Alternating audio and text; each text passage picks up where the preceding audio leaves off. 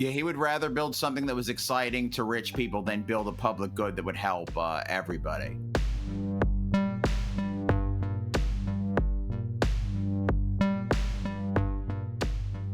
Hello and welcome to the Vanquished. Anders J. Lee here with Freddie G. So happy to be here.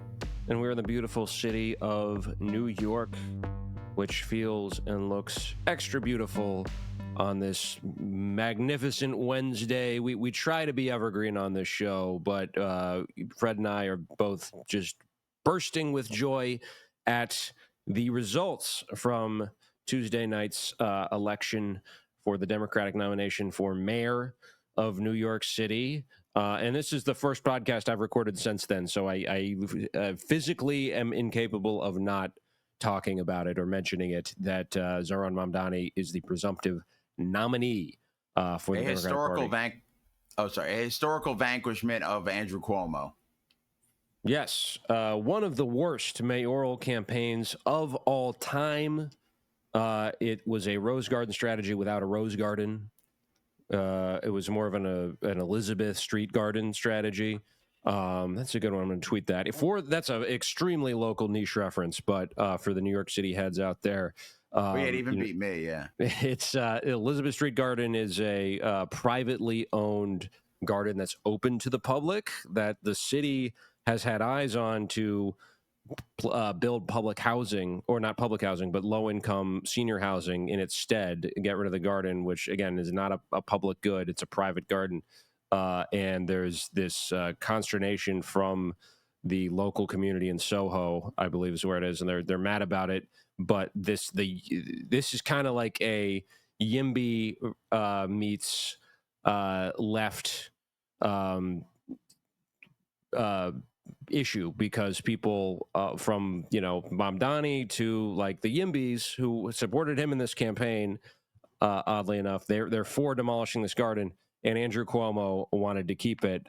But this is a roundabout way of introducing our topic for this episode, which is the man who pumped millions of dollars into Andrew Cuomo's flailing campaign for mayor.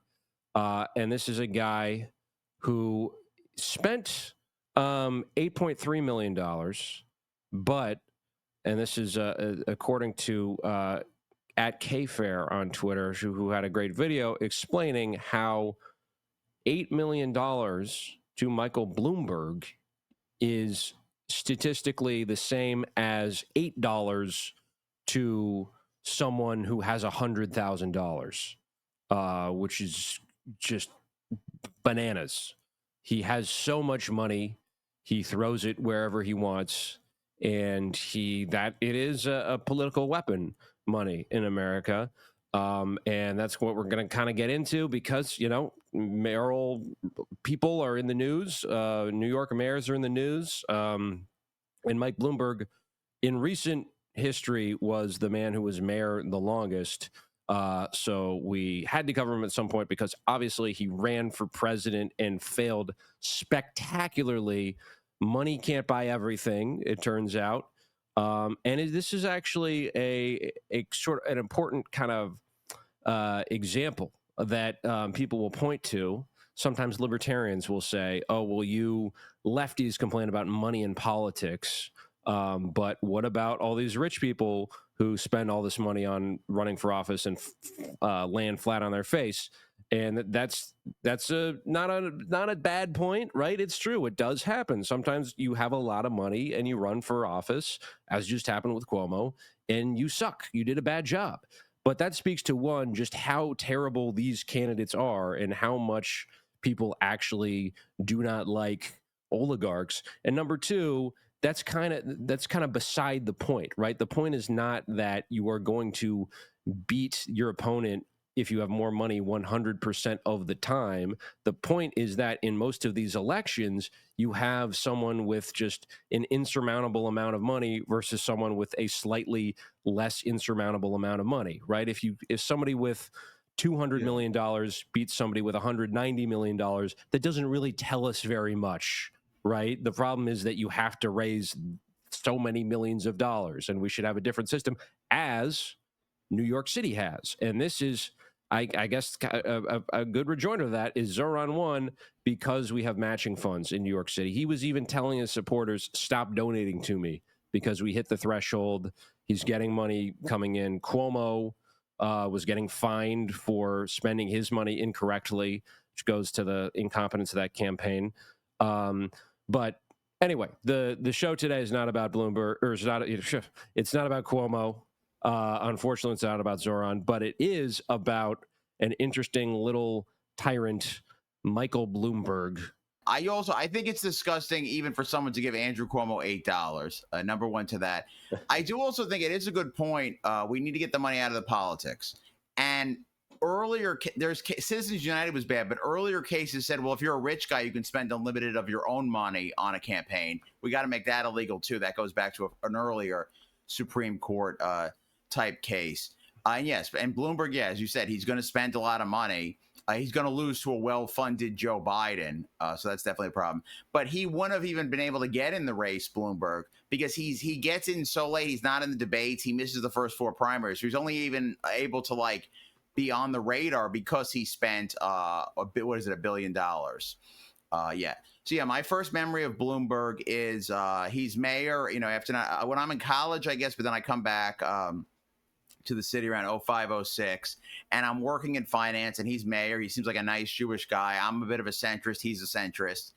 And then I'm working in finance, and everyone has a Bloomberg terminal, and the terminals are the way he got rich, and I'm seeing how beloved those terminals were. So when people hear Bloomberg terminal, they think of airports, and that makes sense. Was this guy so rich that he owned airports and had his own terminals? I mean, this is a New York City thing. At JFK, you have to pay to leave the airport. You literally have to pay. It used to be $5. Now it's $8, $9 just to get out and get onto the subway. That sounds like a Bloomberg thing. To me, when I hear Bloomberg terminal, it sounds like he would own terminals in airports where that basically price gouge people. But that's actually not what that is. You worked in finance. What the hell is a Bloomberg terminal? Okay, so back in the day, before personal computers, this is an old school thing. You would have a computer that was really just hooked into a bigger mainframe, and that's where the word terminal comes from. These are finance computers that give you all the data you could need if you're a trader. Bloomberg developed those. He was developing it when he was working in finance at Salomon Brothers. They ended up relegating him to IT and developed, and then firing him because he had a big mouth. And this is where his autobiography begins. He says, well, I got laid off, and then I started this company where he developed these computers. And traders love these computers. And I assume they were cutting edge in the 80s. But when you saw them in the 2000s, they still looked like 1980s computers. And the traders still loved them, but it was like, couldn't they make this thing work better? Because they still did F5 and all kinds of weird 1980s type things. But the big business model with this is, it gives the traders all the data. Each trader, and traders like that they're expensive, so it makes it seem important. The traders would be like, we're paying $1,500 a month for this computer that I'm using, and they would love that. And then when you read the books on it, it's like, well, the company makes $27,000 per terminal, and one terminal for each stock trader at every Wall Street place. So it ends up being billions of dollars. I think the company ends up making $9 million a day right now. So Bloomberg spent less than 1 day's income of the company on Andrew Cuomo. Wow. Yeah. So and then also the thing is, it's not Bloomberg. He named the company after himself. He became an egomaniac, whatever. Everything's named to him. The TV channel, the company. He owns 80. It's not a public company you can buy stock in. It's a private, limited liability partnership. He owns 85% of the company. So that's how he became worth $100 million. Even while he's mayor of New York, and he's not even doing anything personally in the company, or maybe little bits that we'll talk about maybe in the Patreon.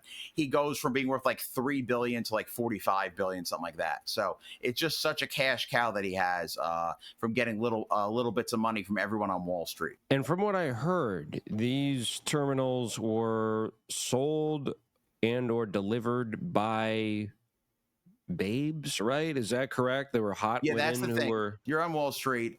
There's traders. It's very much a boys' club on the trading floor, which wasn't good for me because I don't fit in the. If it's all boys, you're making fun of me. I'm the little wimpy, wimpy redheaded guy, and I was even less self-confident back then. And then they would send women who were clearly dressed, what I would call like, they weren't like, dressed like, like swimsuit models, but they were the swimsuit model type women, but they were dressed what I would call business sexy. And they would go up to the traders and ask them if they needed anything with the terminal. But it wasn't like the geek squad. It was like the babe squad. And it was very clear that this was a pretty sexist old school business. And it seemed out of place in the mid 2000s. And then it's certainly going to seem, and the company that runs it is going to seem very behind the times when he's running in 2019. Well, yeah, that makes sense. That's well, but you're also a New Yorker, so before you got into finance, you knew about Mikey Bloom. So I turn 18, I go away to college. I'm eligible to vote, but I don't even think I attempted to vote. I think the first time I tried to vote was in the Pataki election the next time. So I'm away. There's a primary. Maybe I would have heard how the primary went, but the primary was on 9/11. So everyone's focused on 9/11. It's I'm very self-absorbed. It's like the reminiscence peak is what they call it. The first year of college, you're very absorbed in your life. And then he's mayor. In the mid 2000s, I'm working in finance. I'm like, New York feels very safe. I like spending money on stuff. I wasn't making a lot of money. I was paid, probably, not much more than the terminal cost each year. But I'm spending everything I'm making on cabs and going out to overpriced places to get a drink or whatever. And it's like, okay, this city seemed like it's working for me. So I maybe liked Bloom. I remember thinking this is like a golden age of New York. And I became a lot more skeptical after the stock market crash. So I was brainwashed into finance in early 06. And then I was there for a couple of years. And then after the crash, I started getting unbrainwashed. And then I probably also became more skeptical of a guy like Mike Bloomberg. Yeah, I for whatever reason remember his first election in 2001. I was a kid in Virginia at the time, but I remember Rudy, who people forget was only mayor for a couple more months after 9/11, and then he kind of, in a way, Bloomberg was sort of his successor and definitely benefited, I think, from 9/11 politically. It helped the New York Republican Party and made them a relevant factor, which they kind of shouldn't be and aren't anymore. But for a while there, you had Giuliani and kind of handing the reins to Bloomberg. And I remember in the 2000s, him kind of moderating and just be kind of charting his own course, which is not a course I admired at all, but like he at least he had very idiosyncratic politics, which we're going to get into. It's kind of European almost. I've compared him to Macron, who did the gas tax in France in 2018, which inspired the Gilets jaunes movement to rise up against him. It was kind of like a very personal sort of lifestyle tax thing to, we got this big problem, climate change. So instead of changing it on a structural level, we're just going to, tax people a little bit and with their own transportation. That is a thing Bloomberg would do. That's a very Bloombergian policy. And I say European also. He gave a speech when he was mayor to the UK Conservative Party because, they think, or at least up until recently, the Tories largely thought the U.S. Republican Party was nuts. And so someone like Bloomberg, he fits right in with like a UK Conservative Party thing. New York Republican, that, as we're going to get to with the presidential campaign, that doesn't have a lot of purchase in the United States at large. It's a very kind of odd set of positions. The New York Republicans, I used to be more centrist. We kind of liked them, but they're pretty liberal on social issues, and that's a non-starter. And that's going to kill Rudy's campaign in 08. I think Bloomberg's just always been like the rich guy party. Like he was a finance guy. He was into finance. And then he was into being like a rich guy who people thought could get stuff done. Because I believe he's a registered Democrat until he runs for mayor. And then as mayor, he does about 2 terms as a Republican, then becomes an independent. And then he became a Democrat to run in 2019. But he's really kind of running as like a rich guy savior because Biden isn't winning. And I guess now he's mostly a Democrat, but he's certainly not. He doesn't have a base in the Democratic Party. And yeah, as we said, he runs for mayor after he's gotten really wealthy. Goes on to inspire a young Whitney Tilson who ran for mayor in 2025 unsuccessfully, saying that he got into politics because of Mike Bloomberg, and that kind of goes to show what his legacy is. It's a guy like Whitney Tilson who is a loser and has some money and can make a bunch of noise, create a big stink, but doesn't resonate with voters because Bloomberg came about at a very particular time. And as we said, 9/11 played a huge role in his victory in 2001. He went up against Mark Green, who had been the New York public advocate, was a fairly progressive Democrat. That's one of my big New York City municipal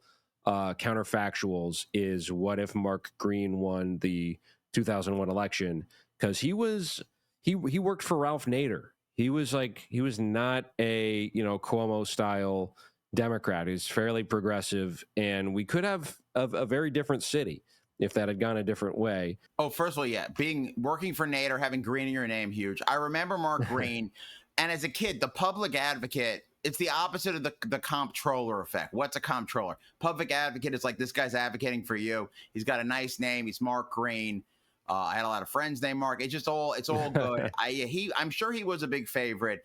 I don't remember the details. Something in the campaign, he runs a primary against a non-white candidate, and I think he does something racist to like kind of smear that guy, and like that may hurt him karma wise. And I don't know about 9/11, but something just seems to go wrong with Green in that primary. Also, yeah, Bloomberg was at least for mayor very good at campaigning.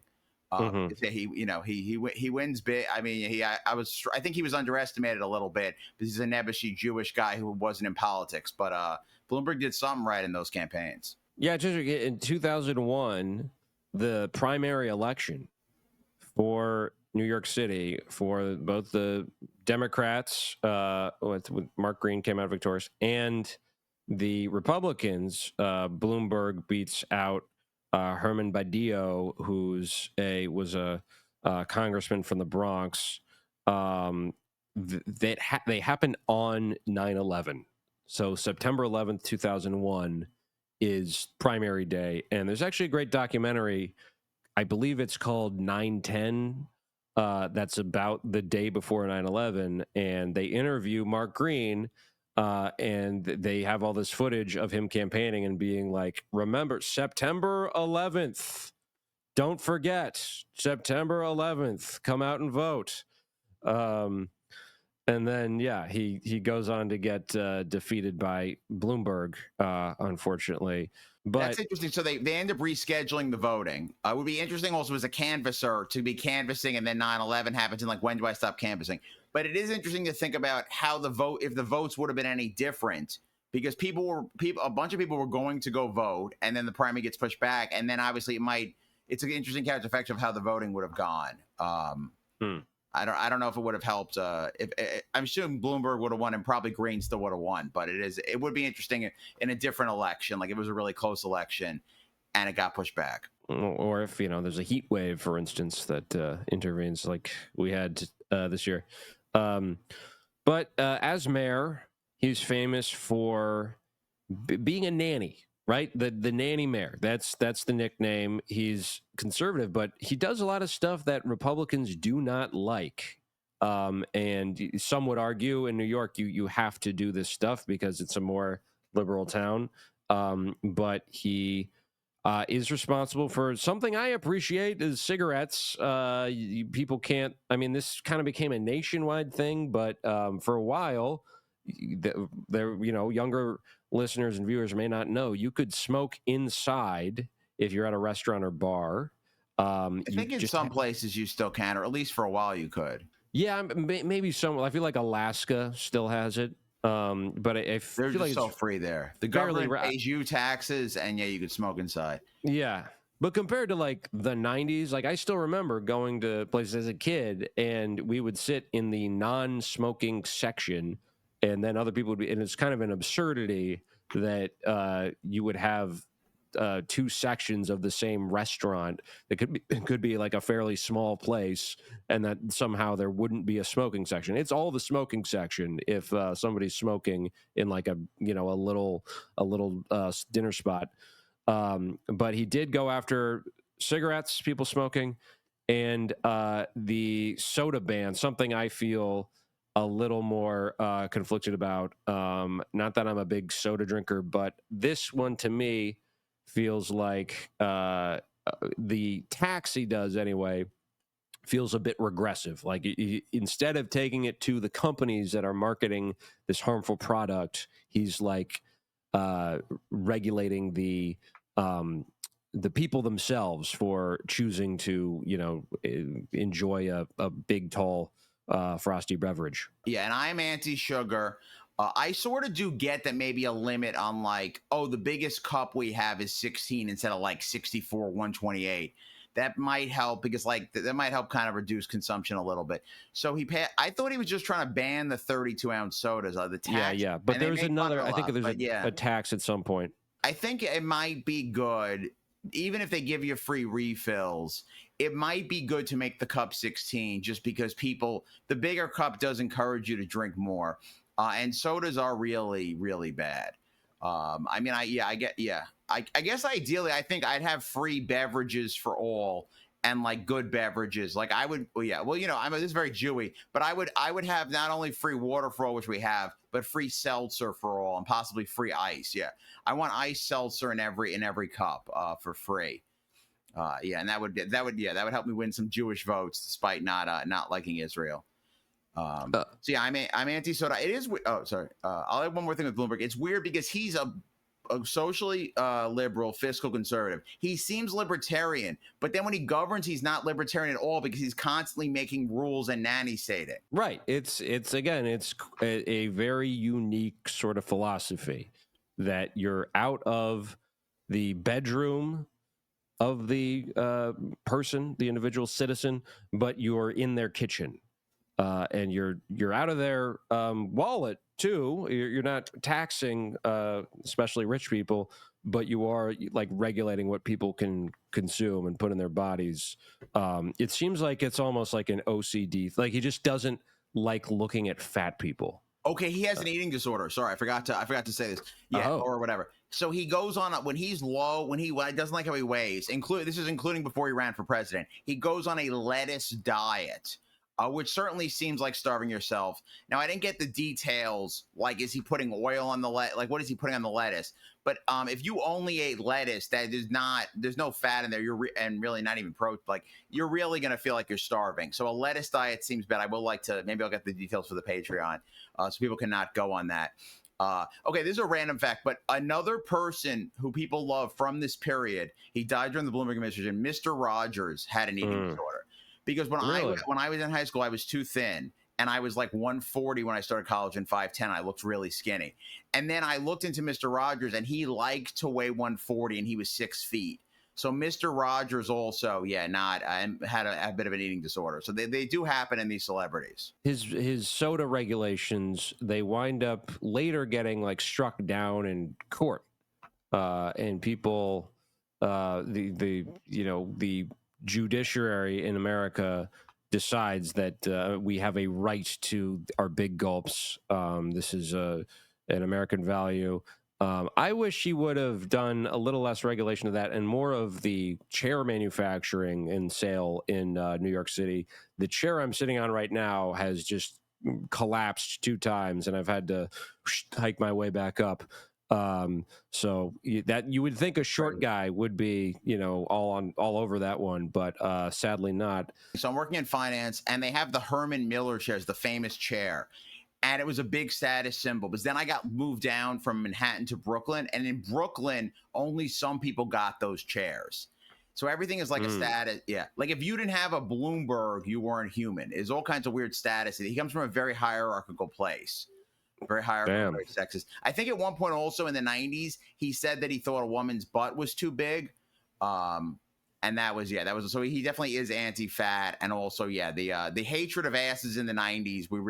That's one of the darkest legacies from that time period. I'm glad we got past that. Well, I should say my first exposure. So I remember it was a little bit as a kid, and then he was the mayor when I moved to New York City. And one of the things I remember is picking up an alt weekly newspaper and seeing an article about Bloomberg, who's being questioned about homelessness, which is increasingly becoming a problem in the early 2010s. And he's asked about it, and he says, "Oh, well, yeah, the homeless shelters, they are getting more full. More people are sleeping there, but that's because we do a really good job. And so our homeless shelters are actually pretty nice, and they're popular. And that's why people they just don't want to leave because they're so comfortable in these homeless shelters." Just quintessential Bloombergian way of dodging the issue of homelessness, which he had no interest in actually tackling other than as a quote unquote quality of life issue. In other words, do what Cuomo wanted to do, what probably would have ended up happening if he got elected mayor, if he actually, got around to it, which is to just throw the bums out, essentially, just like move them around, and get them out of view, instead of actually trying to help them, which hopefully we will have now. Let me add a couple things about that. Bloomberg, obviously insanely rich. I doubt he ever slept in even in a hotel room that was under 4 figures. So to him, sleeping in a Comfort Inn would be roughing it. And also, the big thing with homeless shelters is to act like they're comfortable. You can't leave your stuff overnight. So you have to go to a new bed and carry all your stuff with you all day. To act like that's a comfortable life is just disgusting versus actually giving them housing. He is mayor of New York during some pretty, notable times. There's Hurricane Sandy. There's the rebuild after 9/11. The financial crisis in 2008. But I think it's really the 9/11 rebuild that kind of solidifies him as his political career. As helps him get reelected 4 years later, because New York is, again, very Democratic town, right? We're not voting for George W. Bush in 2000 or 2004, but people like Bloomberg because it's something that makes sense, that he's a business guy, so of course he's doing a good job at establishing Lower Manhattan as a business center after 9/11. Only a business guy could do that, which, it was probably going to be the same no matter really who was mayor. But there's like Rudy, it's a return to normalcy thing, and that does go a long way. But the National Republicans don't really like him because of the nanny stuff, but also because of gay rights. And this is an area where he does deserve some credit. He was saying in the mid 2000s, I don't know if he was explicitly pro gay marriage, but he was definitely for gay rights and against the fear mongering coming from the Christian right. I remember him giving a speech to a log cabin Republican group, and he said, "This is actually where I came out as a Republican." Because he had, gone there in the 90s or something, and that was the moment he really was explicitly a Republican. But he's really popular with corporate media. He gets a lot of good press from the papers around. To this day, the New York Times sings his praises about how good of a mayor he was. Including they kind of went with what he was saying, where they pretty much endorsed Cuomo over Mondani, even though the base was not necessarily with it, but they go for that. They even throw Whitney Tilson a bone, and that press does help him, right? He does get reelected in 2005 fairly handily.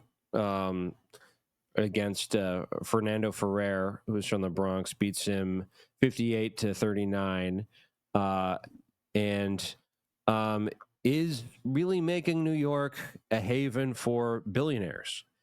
At some point, he says that he's aggressively courting billionaires from around the world. He wants them to move to New York City. And the logic is, well, they have a lot of money, so they're going to move to New York and they're going to spend that money. And that's going to, it's just trickle down economics, plain and simple. And that is a big part of why we are where we're at with things like housing. Yeah, he would rather build something that was exciting to rich people than build a public good that would help everybody. I forget there's even a term for it, but he's very much a guy who's like the great man theory of history, just like the elites drive everything else. I guess maybe like a trickle down culture, or trickle down economics. Yeah, there's very much a trickle down to how he thinks. And in 2008. He is floated as a candidate. At this point, though, he's no longer a Republican.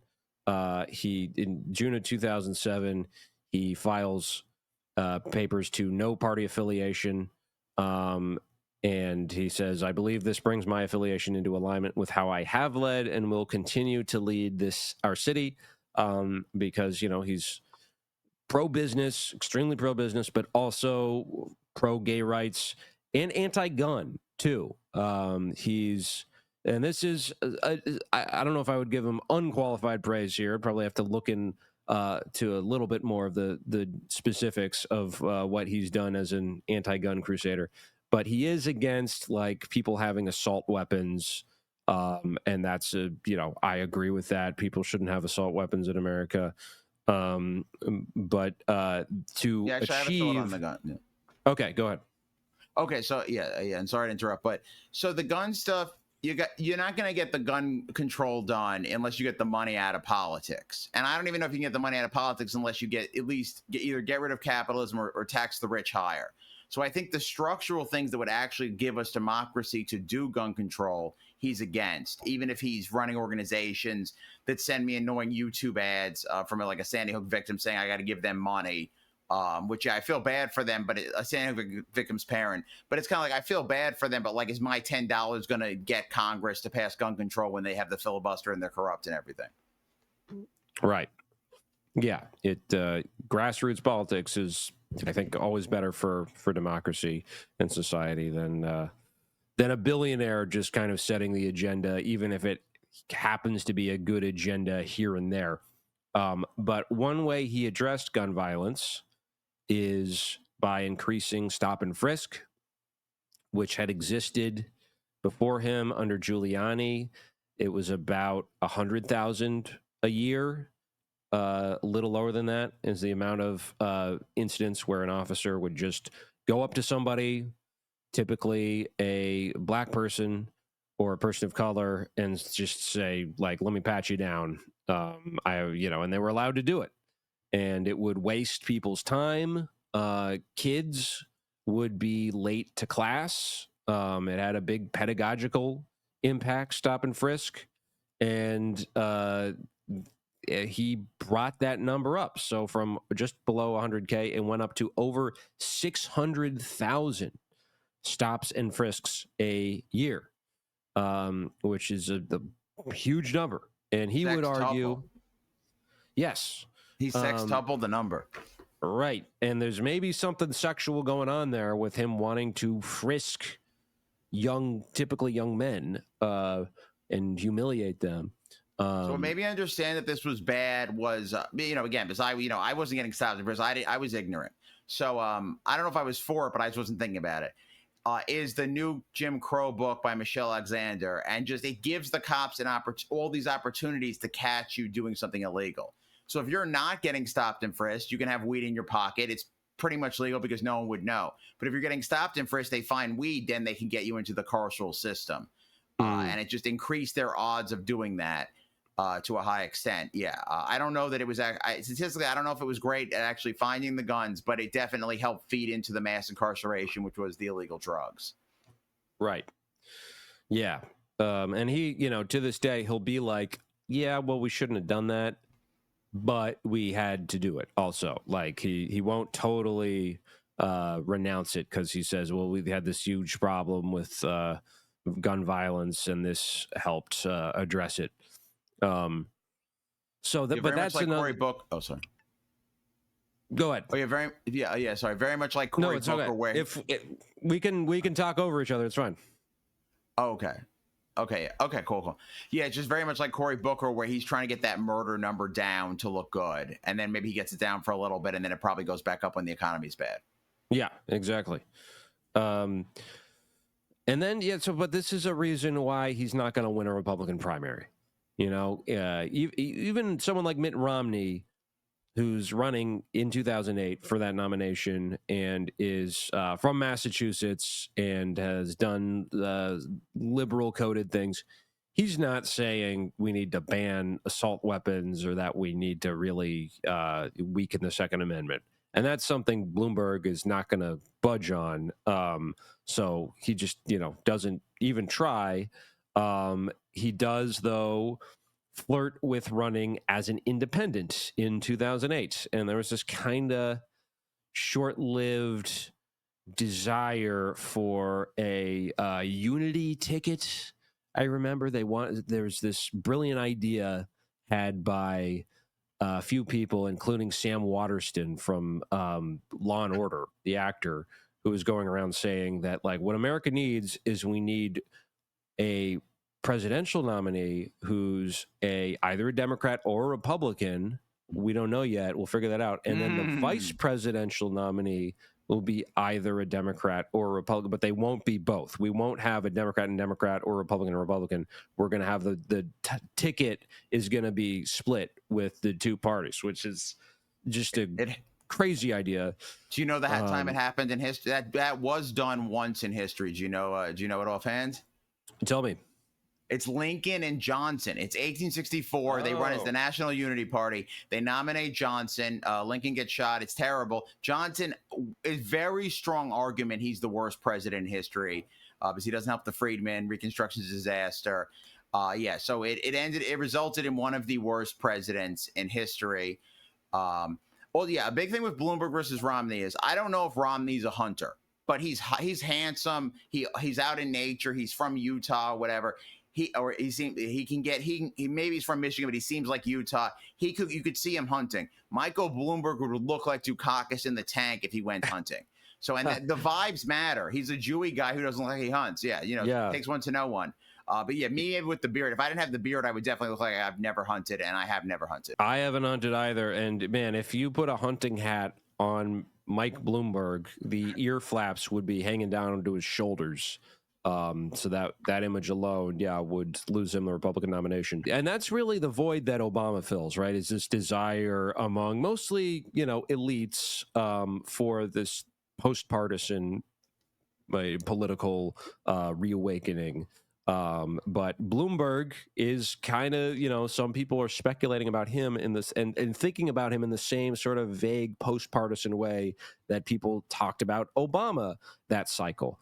Right? Because that's, something we'll maybe cover at some point is just that, the vacuum that Obama filled, which was not necessarily like a populist fire breather. It was like just this thing that transcended partisan politics. And that's what a lot of people wanted in the late aughts after Bush. For 2 terms of him. I was never a Bloomberg guy. I was a Mark Cuban for president type guy. So yeah, every kind of centrist dude, you do have like, some business guy who you think is really sharp could do it. Now, Bloomberg actually built a real business. Cuban may do smart stuff later, but Cuban just sold a website that never made money at the right time. So so maybe you could argue that Bloomberg is actually more qualified than Cuban. But it doesn't run in 2008. He could potentially does a Perot thing and runs against Obama and McCain, and I'm sure he probably would have made the debates. Perhaps I don't know if he would have swung the election to McCain or just helped Obama. It's hard to say, but he doesn't run, and instead decides to do something maybe even bolder. on a New York level, and that is to run for a third term as mayor. But the way he does it is by amending the city charter, which had been reformed in 1993 when it had been decided, and this is, Dinkins is mayor running for re-election. He's just had one term, but Ed Koch has been in office for a long time, and he's served definitely more than 2 terms. So Koch won 3. His third term was really bad. There might even be a quote that he contemplated suicide during it. Is that him? So yeah, Koch, Wow. or there was corruption. I'm trying to find that. But yeah, so it had been a bad thing. Then Koch, I believe, tried for a 4th term in 1989 and lost to Dinkins in the primary. Dinkins beats Giuliani, and then Giuliani does the Andrew Jackson style revenge tour and wins in 93. Yeah. And then they're just like, at this point, they're like, let's maybe Dinkins is still mayor, but they're like, let's not do 3 anymore. We'll keep it to 2, and that's why it's the law in 2008-ish when what you were talking about. Maybe it's high time to change it back because perhaps Bloomberg believes, as I believe, that term limits are kind of undemocratic.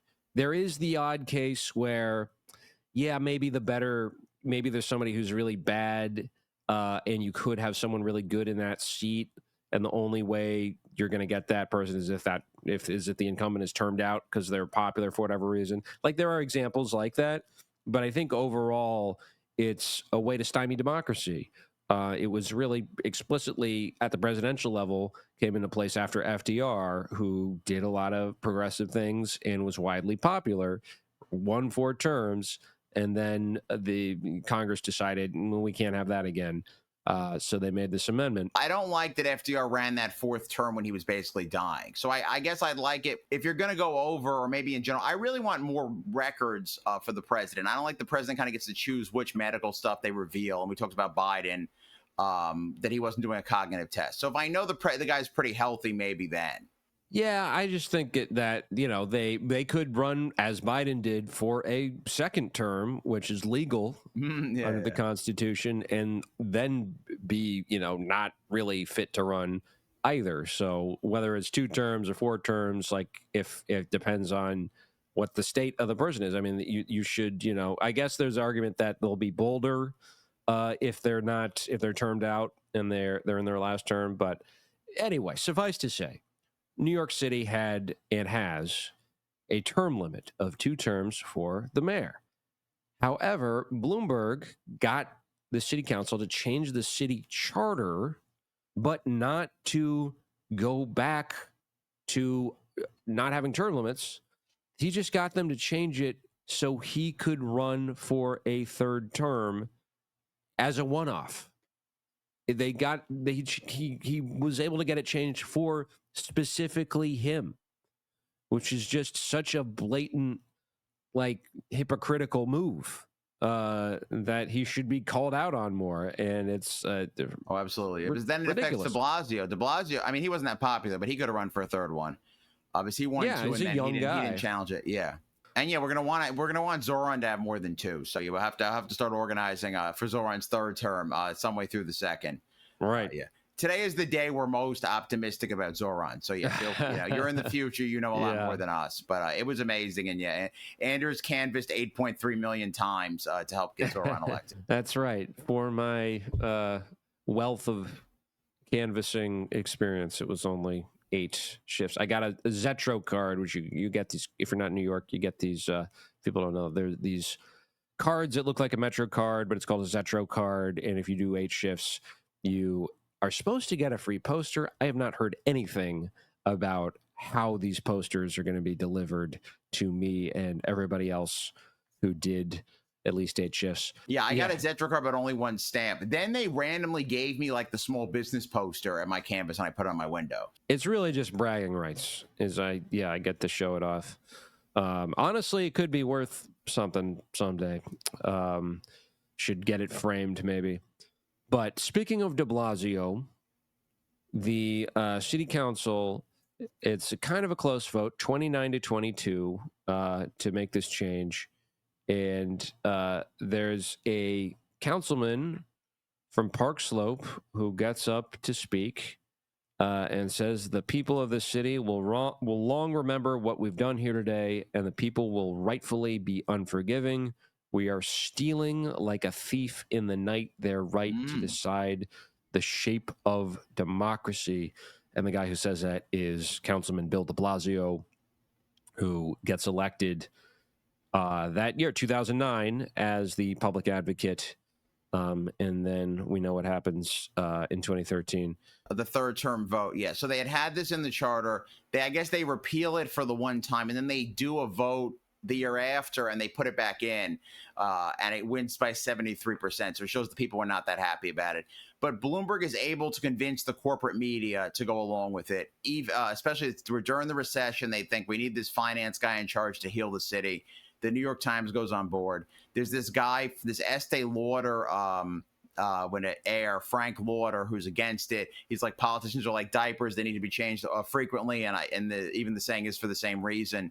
But Bloomberg has a high-powered dinner with him and is able to convince him to not fight it as long as it's a one-time exception. But it is multiple billionaires in rooms deciding, and then de Blasio is trying to stop it. But after the billionaires meet in their billionaire room, the room where it happens, like Hamilton, it's a foregone conclusion. And that election, that third term, he's running as an independent. So that's his big, bold thing, is that instead of running for president, he's trying to get reelected once again. He's made history by changing the city charter to accommodate just him this one time, and is running without the Republican nomination.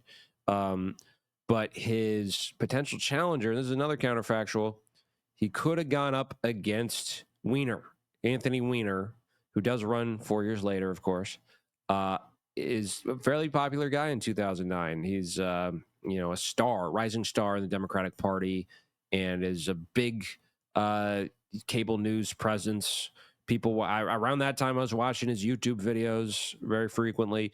He could have run, and maybe he would have won, honestly, because this is 2 years before the Weiner scandal breaks, the first one, and he had been in Congress for 10 years, wanted to be mayor, and the Bloomberg campaign, they figure out that, and this is from one of the books about Bloomberg, they had to figure out how to get him to not run, or convince him that it was a lost cause. Bradley Tusk, one of Bloomberg's stooges, says that we have to strangle the baby in the crib about Anthony Weiner, and they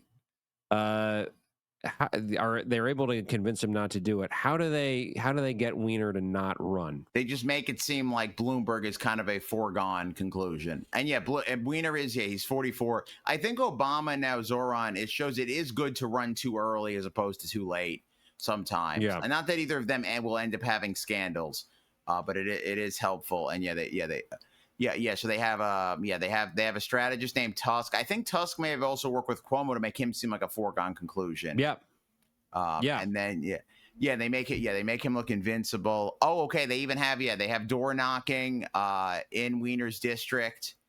Right. They get the Post to write a headline: Weiner is a pucking goof off. I mean, honestly, Weiner, and this is a joke I heard on podcasts, but like he should have maybe just gone with a different pronunciation of his name, kind of like Pete, boot, edge. Just workshop a better name. Yeah, possibly Weiner. Like Mad Men, the guy who made Mad Men, Matthew Weiner, not Weiner. Yeah. Oh yeah. It'd be funny if they were related, and just it shows changing the name really gives you such success. Yeah, and they're able to really do what Bloomberg does best, which is massage the elite media, because he has a media company. He knows how media narratives work, or at least traditional ones, and this is still 2009. So he's able to basically intimidate through sheer force of headlines Anthony Weiner into not challenging him, and he really should have, because I think he could have won. And this is a very sort of a quintessential example of Bloomberg's political dynamic. Is he's able to seem inevitable, and then election day comes and he does win, but it's only by 4 points. He beats William Thompson, who's the comptroller, and is a fairly moderate, kind of bland candidate. So if you had somebody like Anthony Weiner, who's really like, taking the fight to him, then he could have been defeated, which would have been amazing to have him try to do this autocratic third term thing and get shot down by a rising star who then would have gotten driven out of office 2 years later. Or it would be maybe an Eric Adams situation, except instead of being bought off by the nation of Turkey, it's that he's has this scandal that he's sexting, and people want him to resign over that. The governor had to leave around that time, so it would have been bad if we Patterson, had, yeah. Well, he has a sex scandal, but then there's the Elliot Spitzer. It would have been kind of bad if we had a Spitzer Weiner both leaving. Tough day for the Jews. Yeah, 2 potential future Jewish presidents leaving office from weird sex scandals. But he serves a third term, kind of an uneventful term, doesn't do a whole lot. That's when the homeless quote I read came, that was during his third term. So he definitely wasn't trying to do much on that. I think he got the High Line built. Am I remembering that correctly? That sounds right. Yeah, there was stuff about the High Line. Yeah, people love that. I mean, the big thing is they really cracked down on crime because Anders Lee got beat up by the cops, I believe, during the third term. That's right. Yes. August of 2013, I was punched repeatedly by a New York City police officer. And this kind of is emblematic of that transition period, because I get beat up under Bloomberg and then I don't end up getting my check until de Blasio. And I think we said on the de Blasio episode, my lawyer at the time was like, we have the super liberal mayor now who's just, in his words about de Blasio, who's just getting payouts left and right from the NYPD. So that was, in a way, maybe the compromise they reached, because they had a good thing going with Bloomberg, and then they hated de Blasio from the jump. He didn't do anything, really. So maybe the compromise was, okay, we're going to cut more checks. But it seems like something that probably happened under Bloomberg, too. I will say it does seem like it seems like we were a little too hard on de Blasio, because we were hard on him, and then he kind of came out for Zoran, everyone saying good things, and there is some good things that he did. But yeah, I feel like, at least me, I like de Blasio a lot more than we did that episode a couple. Definitely. And he was sort of a soft Zoran fan. I don't know if he wanted to endorse or not, but I feel like maybe they had that conversation behind the scenes and both parties agreed that, like, it's probably best for you to not endorse, just because there is kind of this like anti-de Blasio sentiment in the air sometimes. But it is what it is. I mean, he lended his support in the best way he could, I think. But after serving as mayor, he focuses on his philanthropic work. He goes around and this is an example of, again, he's doing something kind of good, but in a way that's like, this is not how this should happen. We shouldn't have to have a billionaire pledging $500 million to help close coal-fired power plants. And his goal was a clean energy economy by 2030. That is a laudable goal. That was my goal. It's probably not going to happen now. But sure, absolutely. But could we do it? Could we try to have a democratic sort of uprising against the fossil fuel industry and change the energy system? Is this really the way we're going to do this? Is just rely on one guy to spend a bunch of money? And that's what he does with gun control. He gives millions of dollars to Mayors Against Illegal Guns and Moms Demand Action. He's not a mom. Gun Sense in America. There's a news outlet called The Trace, which is just about gun crimes and gun things from a critical angle, and that is funded by Bloomberg. And true crime before true crime. The gun control stuff. Yeah, he isn't a mom. He kind of governed a bit like a mom, don't have too much soda, baby, all that. I didn't quite get the details on this, but he's pro fighting climate change, but anti-Green New Deal. So he's Yeah. very clearly, he likes his system. I really don't understand how his system all connects. The Green New Deal obviously has a lot of details to work out, but it's a lot more exciting. But yeah, he is not willing to go with the flow on climate and go left enough for the Green New Deal, which he is specifically against. Right. I think if he had been elected, we may have had like a cap and trade system, and it would have gotten passed by him just spending a shitload of money on, fighting whoever got in his way, but it wouldn't have been a very good solution. And then, yeah, he also spends money fighting smoking. By 2016, he's helped 59 countries throughout the world pass anti-tobacco laws and curb tobacco use in places where tobacco is very popular: Turkey, China, India, Indonesia, Bangladesh, soda taxes in Mexico, Philadelphia. He is on an anti-fun crusade. Yeah, That's basically what he has dedicated his life to after being the mayor, is fighting things that people enjoy. it is weird. Does he ever get into vaping? Because that's the thing is, like, I was talking to someone who's like the right age, I think about your age, and they were like, I'm too young to have smoked and too old to have vaped. So I'm in the perfect age group. And there is a thing of That's people me. maybe, yeah. So people like you, people might look younger. Like I also never smoked or vaped. I think if you never smoked, never vaped, you might look younger. I can't tell if Anders looks younger than 33, but I sometimes get compliments on looking younger than 41. Yeah, I have a theory though about vaping. I came up with today with especially in a place like New York where it's a crowded bar, right? And you have these anti-smoking inside laws now. But with climate change, this could lead to more vaping, because you go into a coffee shop or a bar or restaurant that's small. During this heat wave in New York, you smell everybody. It smells so bad. Just everybody's sweat and odor coming off them from this heat that they're escaping from, especially if you're in a place that the AC isn't great. So the only way to mitigate that is by vaping. So you're going to have establishments now encouraging their patrons to vape on hot days to try and get the funky scent. Oh, yeah, that was one thing with the Sauron victory parties. People had been working since 6 a.m., so there was some level of not everyone's going to smell great, but we're all so happy that we're partying anyway. Yeah.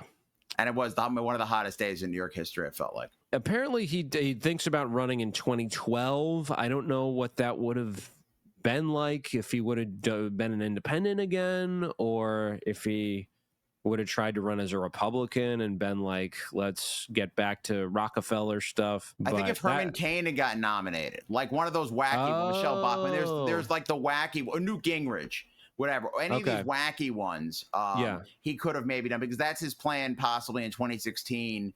It's the same idea in 2016. If Bernie had won, then he's going to run as the non-wacky candidate. Right. And then he's always trying to calculate the odds of, if he can get it to the House, can he kind of, with money or pizzazz, convince the Republicans in Congress to make him president if the election goes to the House?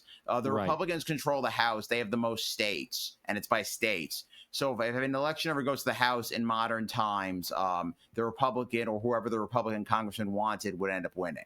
So, yeah, but why would he run against Obama, though? Because Obama seems like basically in line with his politics. I don't have a lot on 2012. I think he's just always, at least, I mean, he has money. So he has money to have a meeting. So he's always having a meeting. I think him and John Kerry, maybe they've had meetings about it every year, 08 on. Yes, thinking about that's right. Because you can, man, it's like a rock and roll fantasy camp thing. It's about politics fantasy. I mean, Tom Steyer ran the campaign. That was, politics fantasy camp. But you also have aborted campaigns that were never actually going to happen. But it's like a birthday present to some people, to some rich people, to just hire a team of consultants, have a meeting, talk to you about what it would be like if you did run for president, and then never actually do it. You could do a logo unveil. You could have stump speeches somebody writes. These are the critical questions you're going to get. Let's do a prep interview. I'm going to be an adversarial journalist, and you'll get to have your mettle tested. This is what the rich people do for fun, I think. I think it'd be amazing if any of these people are listening and want to come on and do that for one of us or for both of us. That would be amazing. I mean, I'm happy to be the running mate. I even have a half-baked theory. Okay, we're not 100% sure as we're recording, but Cuomo may not even be running in the general. And I do think right now, Michael Bloomberg, now that Zoran's got nominated, is considering a run for mayor again. I could see him at least having meetings about it this weekend. He's busy with his he probably sells a BlackBerry, messaging people, trying to be like, well, you know, if Cuomo doesn't run, I could run on that ballot line. I don't know what the term limit rules are, but I could even see Cuomo thinking about a crazy mayoral run here in 2025. He's very old. He's the same age as Biden. At least he seems sharper in 2020. I don't know how sharp he is anymore. I mean, I'm sure he thinks he's sharp, and he may very well be, but I don't know. And is he eligible? Like, did that? This is a half-baked theory, so yeah. Okay. Possibly in the yeah. I don't know how the term limits work. If you can come back later, I know for presidential you can't. But I did think of that today, that Mike Bloomberg might be having meetings. And yeah, I hope he's not eligible because that'll save him a little bit of time.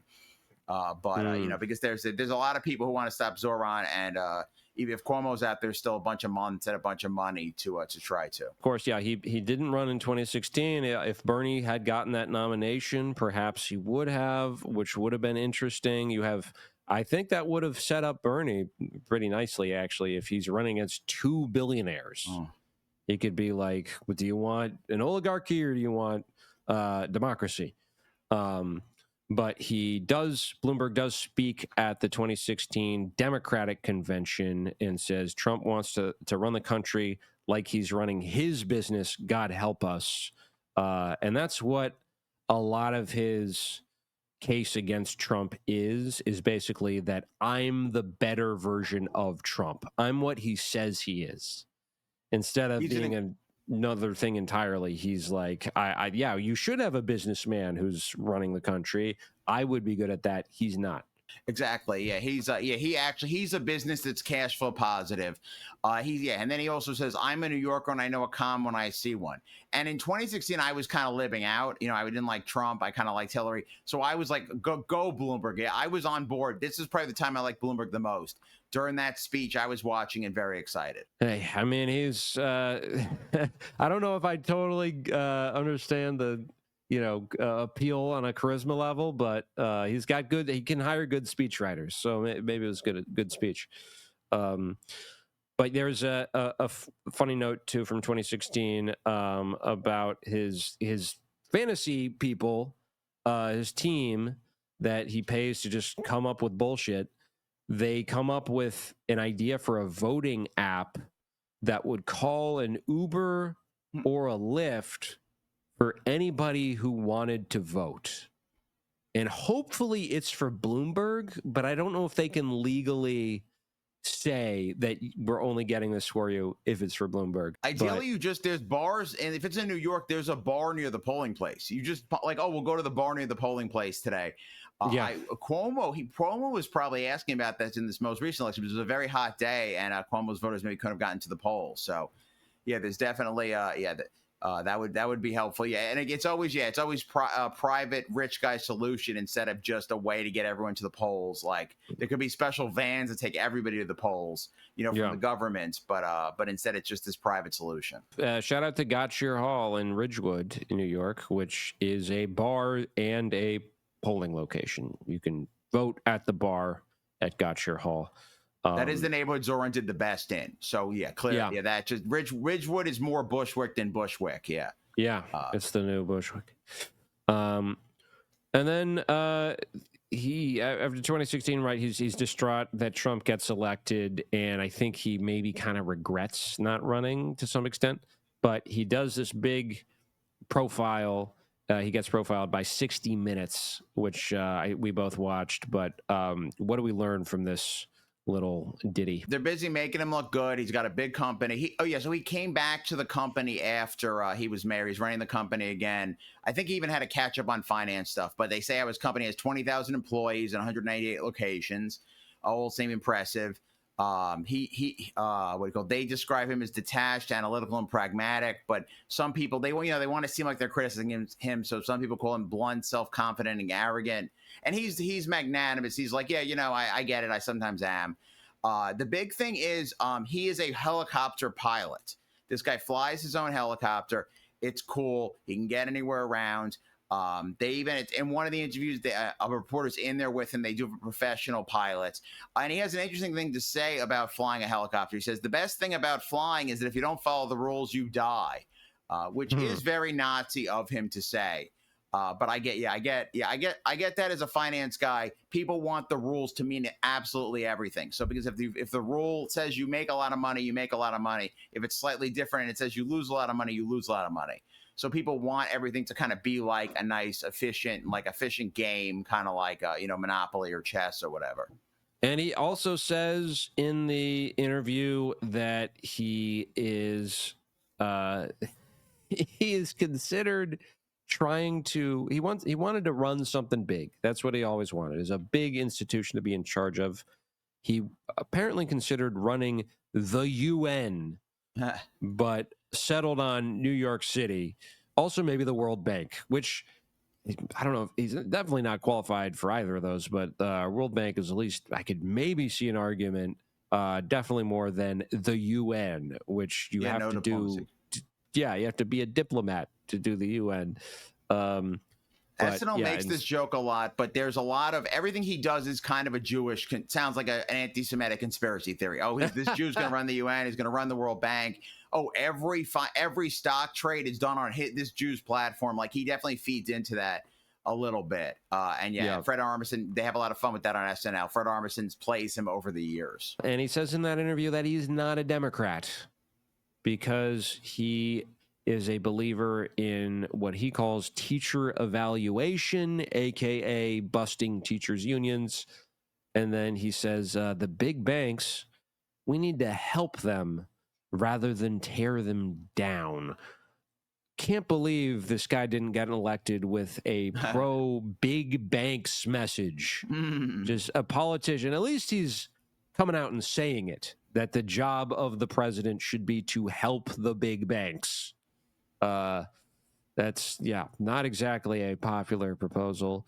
And then he said, and this was the most astounding part of the interview, he says, when I get into heaven, I'm not sure I'm going to stand for an interview. I'm going right in. Because to these guys, you can buy your way into heaven. That's basically what it is. It's the thing Martin Luther was protesting against. This idea. Oh, absolutely. There we go. Yeah, you're just spending money and giving it out, and by every dollar spent on something good, then that increases your heaven points and makes up for, I don't know, being a misogynistic asshole boss. Damn. So so philanthropy is the modern day indulgences. This is very wise. This is very good. Here's another thing. So when he's getting right into heaven, and he says before, another time when he's married, he says, when you die, just remember, I gave you 3 extra years. So he's very godlike, and he's living on forever in a lot of ways in his mind. But he's trying to set himself up for the 2020 campaign. It's fairly early. 2017 is giving this interview, but he, by 2019, decides not to do it. He says to start a 4-year job, maybe an 8-year job at age 79 may not be the smartest thing to do. But of course, Trump just did that. Yeah, at least a 4-year job. Yeah, but you have people around him who are comparing him to Trump and saying we need a steadier billionaire. They're like, well, it's perfect. You're again the better version of Trump because you're a New York billionaire, but you're good at it. And some Democrats have this longstanding thing from the Clinton era of protective imitation. Like, you take your opponent's positions and messaging and adopt it as your own. And this is just that logic. Like, oh, well, he won as a New York billionaire. We're going to have a New York billionaire, but he's going to be more competent. And the thing Trump has is he's straight talking. Bloomberg does not seem straight talking. And also, he had the reality show. So Trump didn't really earn $1 billion, but he had the reality show that made him seem like he did. Bloomberg earned money, but it's not exposed to the public. It's a bunch of transactions in finance that I only really knew how it worked because I worked in finance. So it's not something that the average person's ever seen or can really have any feeling about. And he has this bizarre, this is a very billionaire thing, very bizarre prep to run for office, to run for president. not like a learn the issues type of prep, but a health prep. He has to be prepared. His body and mind need to be aligned. So he's going to stop drinking and get his body into shape. He's going to get his weight down to a notch below slim. It said he's going to get contact lenses, futuristic hearing aids. He's going to check in with the doctor again, and then the cherry on top, or I guess it wouldn't be a cherry. That probably has too much natural sugar for him. He has a lettuce diet. He eats nothing but greens until he's able to reduce his weight. Greens and lettuce are two different things. Just to be clear, lettuce doesn't have much going for it. And then maybe some broccoli. Yeah, if you're eating nothing but lettuce, broccoli is like a dense treat full of nutrients. Is that what you eat? Just you close to this, right? You eat like no carbs. I eat eggs. Yeah, I eat a high fat diet, but not that much other food. I have started eating a little bit of meat again. But yeah, So I eat vegetables and then like meat, and eggs and stuff and fat. But just lettuce with no fat is crazy. Because you need the fat will fill you up. The lettuce, it's pure discipline and just how long can you starve yourself. Some fats are good. Despite absolutely, that's why I eat fats. Yeah, right. Despite what Mike Bloomberg says, he's against fat in his body or on the streets of New York. He wants it gone. I will agree that I'm pretty sure he was right about trans fat. So he banned I think that was a good thing that he did. I think the trans fats were legit bad. And he wasn't banning like the good fats like olive oil and stuff. Yeah, I mean, there's stuff like that. It's like point of sale regulations on certain ingredients. Like you should take that stuff out. But I just don't like sticking it to the consumer. I think is unfair. Sure. But he gets a checkup from his doctor and is asked, "What did your doctor say?" He said, "You're gonna die." Pause, but not of anything you have now. Beautiful. And then this is just for him to make the decision to run. But he just does all this prep on getting himself ready to like decide, which is crazy. He's not even running yet. But the thing that's really weighing on him is that this is 2019 and two of the top contenders are very anti-billionaire, and he feels personally attacked. And around this time, you also have Howard Schultz, who's flirting with running and describing himself as a person of wealth, and that he doesn't like that he's being demonized. Yeah. And Elizabeth Warren around this she's proposed a tax on ultra millionaires, which is the anyone with assets over $50 million that would just go up to 3%, affect literally 500 around that number. That's the amount of people who would actually have to pay this, 500 people. And Bloomberg is outraged by this. He says it's unconstitutional, probably, and we shouldn't be embarrassed about our system. You want to look at a system that's not capitalistic? People are starving to death. It's called Venezuela.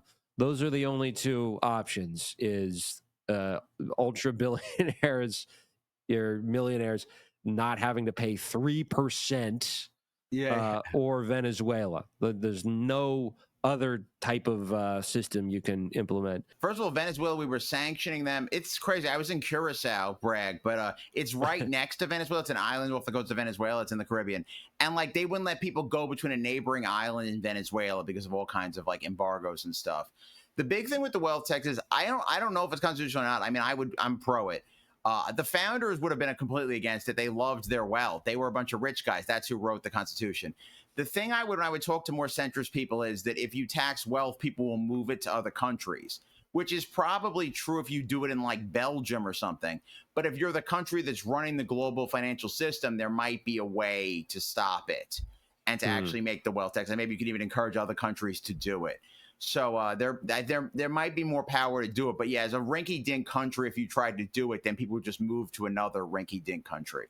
And Medicare for all. He's against that too. It's just not practical. It's a nice thing to do, but unfortunately, and he's referring to here tuition-free college. He says professors want to get paid, so you can't have tuition-free college. They had free CUNY back in the day. Were the professors just working for free? Did they not have payment back then? Did they not have payment at colleges in Western Europe or other parts of the world where higher education is free? Just Sidewalks free. Yeah. The sidewalk's free, and if the guy who fixes it when you fixes it still gets paid. Right. It's he's just blatant straw men. He's throwing these out, and he's surrounded by yes men. And as we'll get to, they don't really. I don't think.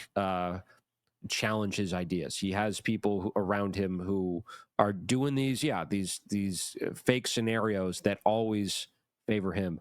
But he decides he's not going to do it. March 5th, 2019, he announces he will not run for president in 2020, but he does encourage the Democratic Party to nominate a Democrat who will be in the strongest position to defeat Donald Trump. My theory is that he heard that Biden was running. And I think, like many other candidates, he couldn't win if Biden was a contender. And I think Biden announced a couple months later, but maybe he read the tea leaves or whatever and kind of got the idea that Biden was going to announce. Yeah. And then when he gets in, it's because Biden's struggling. Yeah, Biden got in really late. It was clear to some people, but not to the establishment and not to the media, that there were cognitive issues back then in 2019. But Bloomberg, probably saw it as a foregone conclusion that Biden would be the nominee.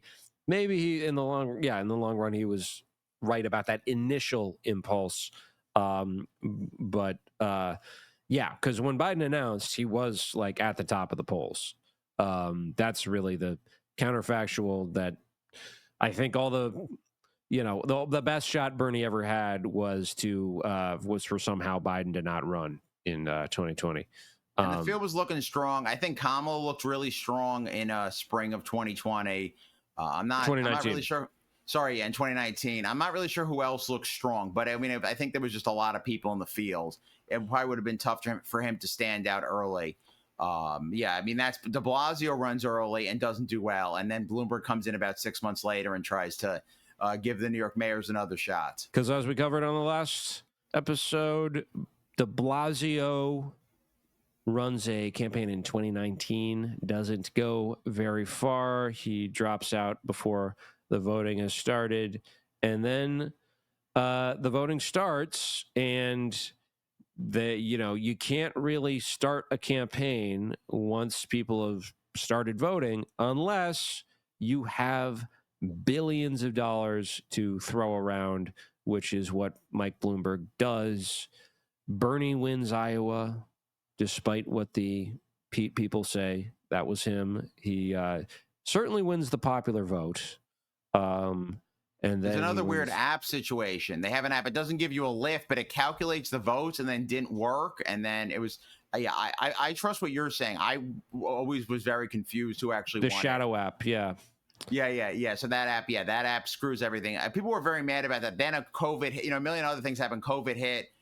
There was stuff in Iran. Bernie got screwed out of the primary, whatever, lost it. So, but the day of that app, we were very mad at that app for about 24 hours. One thing with the structure of the primary is the media loves these first few primaries, but they're like a very small percent of the delegates. So really, you can mathematically just start winning delegates on Super Tuesday.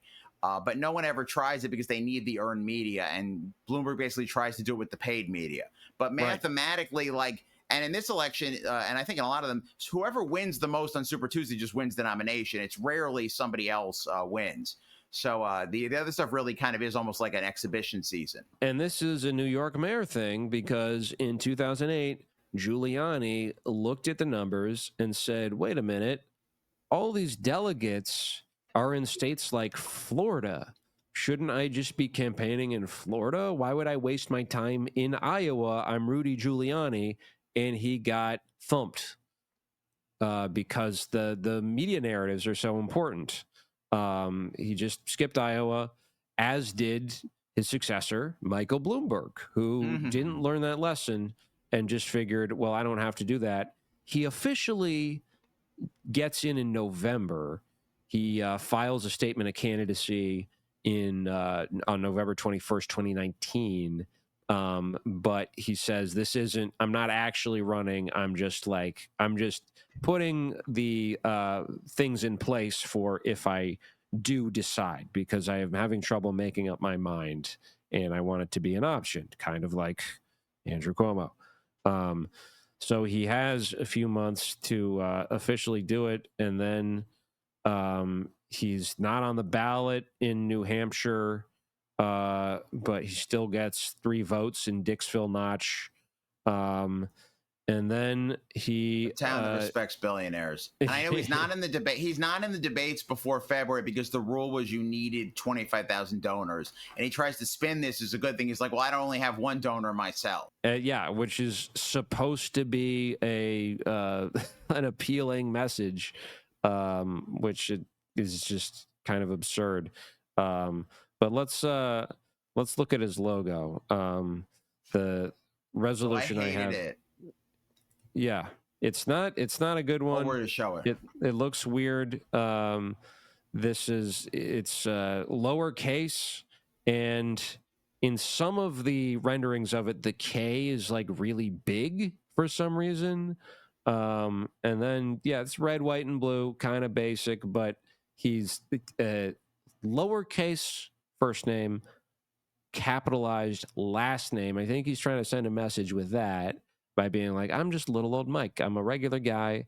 I'm Mike on the top, but on the bottom, I'm Bloomberg. I'm huge. I have this empire, and I'm the best person to manage the United States empire because I am a king. It's very much, I completely agree with that. It very much looks like a finance logo with the lowercase and all that. The only big decision in the logo, everything is very paint by numbers, except for there's turquoise.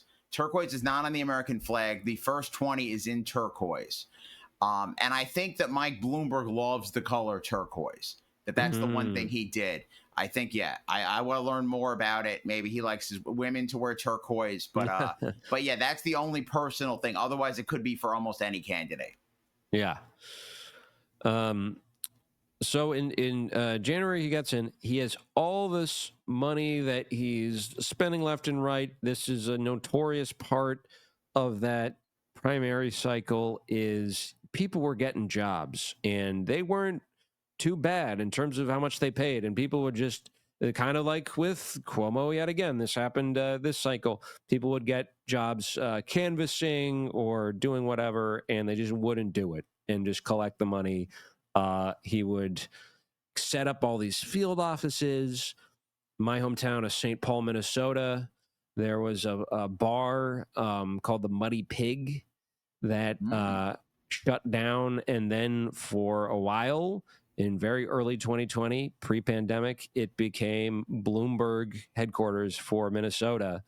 And a lot of people, who had worked on campaigns and were progressive to leftist, would get jobs and just not do them and collect money.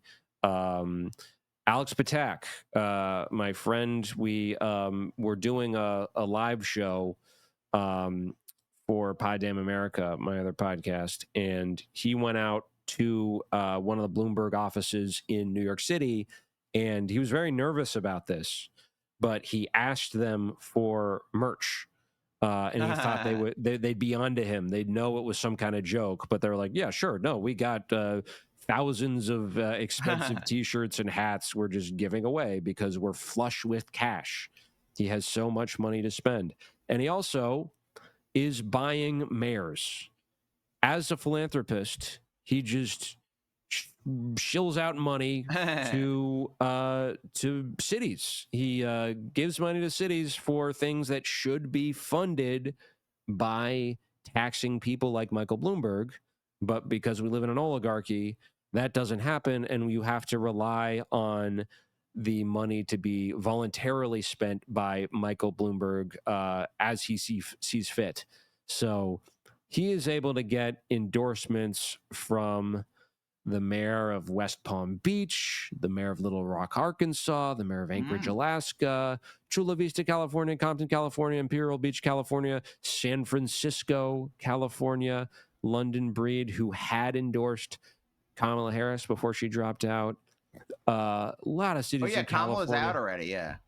Yeah. It would have been fun to watch him and her. The thing is, oh, go ahead. Keep going. Mayor of Rochester, mayor of Albany, Santa Fe, Yonkers, Raleigh, North Carolina, Akron, Ohio, Memphis, Tennessee, Houston, Texas, Muriel Bowser, who's the mayor of Washington, D.C. You get former mayors, including, sadly, David Dinkins, who he was kind of, I like to think of him as the best New York mayor in modern history, but this really makes, again, de Blasio look much better in contrast. I don't know exactly and I what remember happened, people not liking him. Yeah, I remember, but I might have been just racist stuff. I think we're going to dive deep into Dinkins when we do the Giuliani episode. I'm excited to learn about him. There's something about him in the book When the Clock Broke by Gans that I'm excited to talk about as well. The thing with Bloomberg is, he spends $1 billion in like 3 months. It's a little similar to the Kamala Harris campaign. I think they had 4 months and spent a little bit more. But if you have like, I got to spend $1 billion before, mid-February and it's November, people will just like charge you more for stuff. People will find a way to get you to give them that money. But for him, he's like, if he's worth at this point, let's say he's worth $70 billion. So it's like if $100,000 person was spending like a couple thousand on like a nice vacation. Like it's not a huge percent of his income of his net worth that he spent on this. And then he just makes it back the next year selling the terminals or whatever. Yeah. And he's able, maybe these were more genuine, but he also got some celebrity endorsements. Sam Waterston, who I mentioned earlier, who is the post-partisanship guy from Law & Order. Isaac Mizrahi did a video for Mike Bloomberg talking about how gay-friendly he was as mayor and how much he helped the gay community. Judge Judy Scheindlin endorsed. And sadly, this one killed me. Lorraine Bracco from The Sopranos also endorsed Mike Bloomberg, which was rough. But he's got this weird kind of idiosyncratic style because he has all this money. He can spend it on media, and he does weird, like he just takes this thing for granted. He's campaigning in Texas, and someone asks him, like, what are your odds you can win in Texas? And he's like, we call it Tejas. We call it Tejas. He's obsessed with Spanish, Yeah, he likes speaking Spanish in, random occasions where it's not really called for. And people, there's goofs that are happening about this with this campaign. There's I think this was at UCB. There was a sketch where a couple of guys pretended to work for the Bloomberg campaign, and then they had like a joke thing going on where they were like giving out merch that they probably got from that same office, and then the official Bloomberg campaign had to clarify and say that was not us, but it was kind of becoming a joke because they were just, they had so much money and weren't spending it that wisely necessarily. I mean, there were things that they were doing that were effective, but when you have that much money to burn, there's a lot of waste and there's a lot of like people who can like take advantage of it. And that's what happened. They didn't really care. But one thing I wanted to highlight too, and I have a clip of this. This was one of the more bizarre sort of little pieces he did. He's does a sketch, or it's just like a video in this office where he's eating ice cream. Here it is. It worked for Joe Biden. Maybe he's trying to play off that, but here it is. Where's my ice cream? Thank you. Big gay ice cream is the best. He's just doing an ad for Big Gay Ice Cream, which is not a national company. I don't even know if they have him in New York anymore. It's like a thing that they had here a while ago. New York is not on Super Tuesday, so it's not a brand that's in the Super Tuesday states. It's just it's a crazy thing to do. Like, who is going to see that? And I mean, maybe he's trying to play to the LGBTQ community in some weird way involving ice cream. But that convinces no one. So you have all this. I want to come out against eating pints of ice cream. This is when I was young and I would get depressed. I would do that. Eating a whole pint straight of the thing. Just if you're a health nut nanny state guy like Bloomberg, you can't then be eating straight out of the pint because that's no good yet. It's okay for Anders Lee to do it. You're not telling anyone what to do. But if I was the anti-soda guy, I would not be eating an entire pint of ice cream straight from the pint because, you usually feel like crap afterwards. I would do it with the Ben and Jerry's. The Ben & Jerry's is ice cream plus an entire huge serving of candy at the same time. You and my girlfriend are on the same coalition on that issue. But so you have all of this, and it's coalescing. He hasn't gotten into the other debates, and he's mad that he can't buy his way past the the donor number rule, and then he gets on that debate stage, and boy, is it a sight to see. I have some clips of really one of my favorite moments from the 2020 cycle was this debate with when Bloomberg is finally able to rear his ugly head. And he, this is one of my favorite Elizabeth Warren moments from a time where that I don't remember her too fondly during for this what is she wound peak up. Warren. She does a great job. Right. I guess this is before she disappoints us all, but here we go. I'd like to talk about who we're running against. A billionaire who calls women fat broads and horse-faced lesbians. And no, I'm not talking about Donald Trump. I'm talking about Mayor Bloomberg. Democrats are not going to win if we have a nominee who has a history of hiding his tax returns, of harassing women, and of supporting racist policies like redlining and stop and frisk. Look, I'll support whoever the Democratic nominee is, but understand this. Democrats take a huge risk if we just substitute one arrogant billionaire for another. This country has worked for the rich for a long time and left everyone else in the dirt. It is time to have a president who will be on the side of working families and be willing to get out there and fight for them. That is why I am in this race, and that is how I will beat Donald Trump. Senator, we got to wait for Klobuchar. Damn, shots fired. I think, again, he has yes men around him, and they don't prep him for stuff like, I mean, I'm sure they brought up, like, well, you're going to get some criticism, but he is so in a bubble that I remember I listened to a little BBC show that they did from around this time where he jumped into the race, and they were saying that he's data driven. There's a plaque on his wall that says, "In God we trust, for everyone else, show me the data." He's like, show me the data, show me the data, show me the data. But Great finance. Data is subjective too. So you have these consultants around him, you have these stooges, they show him data that says he's got he's on the track to the presidency. He can really win this, and they have their calculations that they've drummed up, and by the metrics they set, it makes sense. He's going to be able to win. So he sees that, which is preordained to please him, and he says, "Let's do it," and then gets stomped when he actually shows up at the debate. It's crazy. Yeah. So he hadn't run an election since what was that? 2009. Since 2009. I don't know if he did any debates then, but it's been a good 10, 11 years. He's probably out of shape. He's older. He's kind of standing there looking like kind of wrinkly and like just a creepy old man getting yelled at by a strong woman. And it's really terrible. Yeah. And the data people definitely had an incentive to show data that got him to spend more money. And elections, and we see it. Yeah, we see it with Zorn. We see it with Trump and Kamala. The vibes matter. You got to kind of have a good vibe out there, and like people just kind of feel like, okay, the vibe's good. And yeah, his vibe was not good in these debates.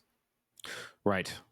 And my favorite part of it is, and maybe we'll return to this in our 57-part series on Bernie Sanders that we'll do one day, but his exchange with Bernie, his multiple exchanges from these debates, and they are excellent. Some of Bernie's best stuff, because he really hates billionaires, and he's, his problem, Bernie's problem is he was too nice to his opponents, but finally you get a guy who he really despises, and you can see it, and it's lovely. Here's that clip. Mayor Bloomberg, would you like the question was about socialism. What a wonderful country we have. The best-known socialist in the country happens to be a millionaire with 3 houses. What I miss here? Well, you'll miss that I work in Washington, House 1. That's the first problem. Live in Burlington, House 2. That's good. And like thousands of other Vermonters, I do have a summer camp. Forgive me for that. Where is your home? Which tax haven do you have your home? New York City, thank you very much. Yeah, and I pay all my taxes. And I'm happy to do it because I get something for it. And let me say, I thought the senator next to me was half right. I agree we should raise taxes on the... No. I disagree with the senator on the wealth tax, but I do agree with her that the rich aren't paying their fair share. We should raise taxes on the rich. I did that as mayor in New York City. I raised taxes, and if you take a look at my plans, the first thing I would do is try to convince Congress, because they've got to do it, we can't just order it, to roll back the tax cuts that the Trump administration put in with through Congress. All right, Vice President you Biden. got the idea there. I just love that point where just such a dumb argument is that you have 3 houses. Yeah, he's a senator. You're going to live in 2 places. That's the definition of the job. Unless you're representing Maryland or Virginia, you're going to have multiple domiciles. And the little snide remark where Bernie says, I work in Washington, and Bloomberg's like, that's the first problem. Like, that doesn't play well. That's just so nasty. Like, even people like Biden, who are diametrically opposed to Bernie, at least at this point, on policy issues, they're not going after the guy and saying he shouldn't be in the Senate. Like, that's kind of, that's not something you say at one of these things, and that kind of does him in. He's not thinking about how Democratic primary voters are going to respond to this. So yeah, I don't know for sure where Bloomberg pays taxes. He releases a lot of tax returns, whatever. He gives a lot of money away, but he does have like a compound or some amazing place in Bermuda he goes off to a lot, and that is an issue as mayor. Is he thinks when he goes to Bermuda he should have complete privacy, even if he's a public figure. So there is, yeah. So he lives in New York, but Bermuda's pretty short flight if you're private, all that. So he's off in his rich guy compound a lot, as Bernie sort of points out. And last clip from this debate, this is one of my favorite moments, is in a presidential debate, the labor theory of value comes up because of Mike Bloomberg and Bernie Sanders. Let's look. For context, he's talking about workers sitting on corporate boards, and Bloomberg has just called this crazy and has said that this is going to win Trump the election, this policy Bernie has. Very proud of that policy. All right. What we need to do to deal with this grotesque level of income and wealth inequality is make sure that those people who are working, you know what, Mr. Bloomberg, it wasn't you who made all that money. Maybe your workers played some role in that as well. And it is important that those workers are able to share the benefits. Also, when we have so many people who go to work every day and they feel not good about their jobs, they feel like cogs in a machine. I want workers to be able to sit on corporate boards as well, so they can have some say over what happens to their lives. Which is, it's just such a great moment because it opens up this opportunity to talk about capitalism. This is like, you know, the Bernie campaign at its best. He's talking to a literal billionaire and saying, you didn't create your wealth. He's saying the thing Obama was quoted as that he didn't actually mean, but he's saying straight up, your workers created that wealth. They should be able to control it, which Bloomberg thinks is a crazy, unpopular idea. But and he's trying to paint this as like a crazy socialist idea, but it's a very unique moment because usually you do red baiting by saying, oh, well, you want the government to take over stuff. This is straight up giving the workers more power. How can you argue with that? And Bloomberg can't. Bernie quoting, or basically quoting Marx and describing capital at a debate in February 2020. It's like kind of peak hope for the left. And yeah, that is the compromise, because the workers getting board seats, I believe it means a minority of them. The real idea, like someone like a leftist, whatever, kind of like me wants, is like the workers just own the company and it's all worker controlled. And everything is just like, we got workplace full democracy and there's no owner even. So, so what Bernie's proposing is definitely a compromise and definitely something they have in Europe. I believe it's big in Germany, workers on the board. Capitalist country. So, yeah, not even that radical necessarily. So the debates obviously don't go very well for him. Yeah, so there's scandals. Some of these came out before the debates, and Warren and they're all hammering him during the debates. There's quotes about stop and frisk that maybe hadn't come out yet. He had said them maybe after he was mayor. Because I believe he evangelized somewhat for stop and frisk when he went around, he's traveling around everywhere. So the Aspen Institute in 2015, he's not mayor anymore. He says 95% of your murderers and victims fit one MO. You can just take the description, Xerox it, and pass it out to all the cops. They are male, minority, 16 to 25. That's true in virtually every city. So the idea is that you should be stop and frisking them. And he even points out, like, there's a neighborhood in the Bronx and a neighborhood in Brooklyn where they should do all the policing. And it's just turning, the areas where people with less income or are less white are being policed more. So that's a big thing. Sharpton's on like Morning Joe. They're criticizing him because, moms in these neighborhoods, like, they don't want their son to get stop and frisk, like, pushed against the wall. And it's like, it's very humiliating, the whole thing. You really feel, even if they don't find anything and you never end up in the legal system, you feel like a second-class citizen, and honestly, you are. So it's very much a caste system. And then the other thing is just the stuff with women. There's a lot, about women, needing to be sexy. Like I said, that's a big part of the business model. And there's a woman who's sales. There's a lot. The sales is very women. The companies do have a lot of women. There's some women he does put in leadership roles. I think there's some women who remind him of his mom who get to, like, be treated well. And then there's women who maybe don't remind him of his mom he's more sexist towards. But there's a woman who's a big salesperson. She says she's pregnant, and he tells her to kill it, meaning get an abortion, because he doesn't want to pay a pregnant woman, or she won't be able to sell if she's pregnant. And it's definitely wrong, but also it does give him a lot of pro-choice bona fides that he's so comfortable with abortion. Right. Not only is he pro-choice, he's not even pro-choice. He's pro-abortion. He's absolutely. Employers having the right to force their employees to abort the children. If he was allowed to do that, I'm sure he would. Oh God, yeah, that is, that it does. In ancient Sparta, the state, if they thought your baby was weak, they could make you kill it, even after it was born. The world's been through a lot of really terrible things. So in finance, they have a lot of money. People like to have fun. They'd make like a fun little vanity book, like, of quotes. They even did this, like, you'd have like a quote board we had in the dorm. There was a book they made, the Portable Bloomberg, which was about like fun jokes Bloomberg had made, but it's the 90s, so he says a lot of very sexist stuff. And then on ABC News, on Good Morning America, they're showing quotes from this book. Again, it wasn't published, but like someone got a copy. And he says, if women wanted to be appreciated for their brains, they go to the library instead of Bloomingdale's. Also sounds very old mentioning Bloomingdale's, but that's not the cool store anymore. I know for a fact that any self-respecting woman walks past a construction site. If she doesn't get a whistle, she walks back again to get one. I don't know. Is he like scoping out these sites to see? Isn't he busy like working on his terminal or whatever? But that's something he believes. And the last one is he says, I want a I think it's a oral sex from Jane Fonda. Have you seen her? Not bad for 50. And he's 46 at the time, so like he is at least it's age appropriate.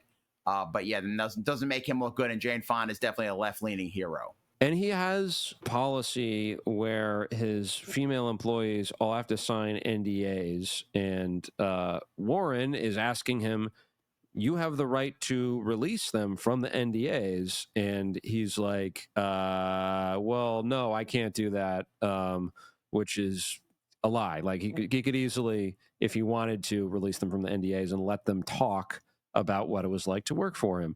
Why are you so scared of that? If you're such a great boss, let's hear it from your employees, especially your female employees. But he's scared because he knows the truth will come out. He tries to make it seem like it's a company policy. And when I was watching this, I didn't know that the company, it's not some corporation. He owns 85%. So the company is is him. Company, yeah. Yeah, it's his name. It's everything him. Yeah, I mean, the only time he wasn't in charge of it is when he was away. And even then, he was doing some stuff that we'll talk about in the Patreon.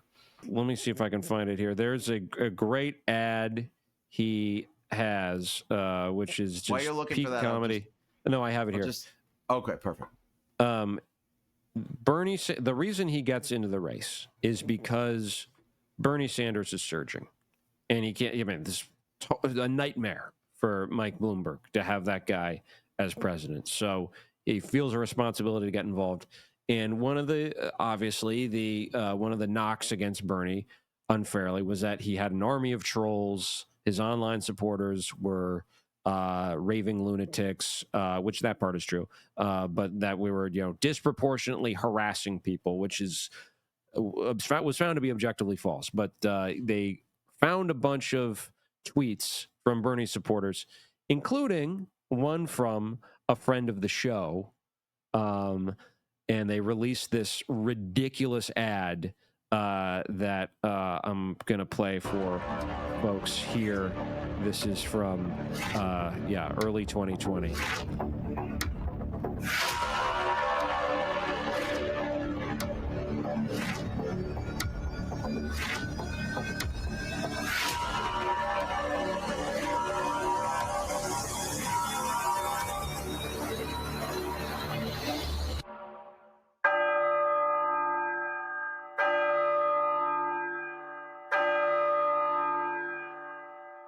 It is vitally important for those of us who hold different views to be able to engage in a civil discourse.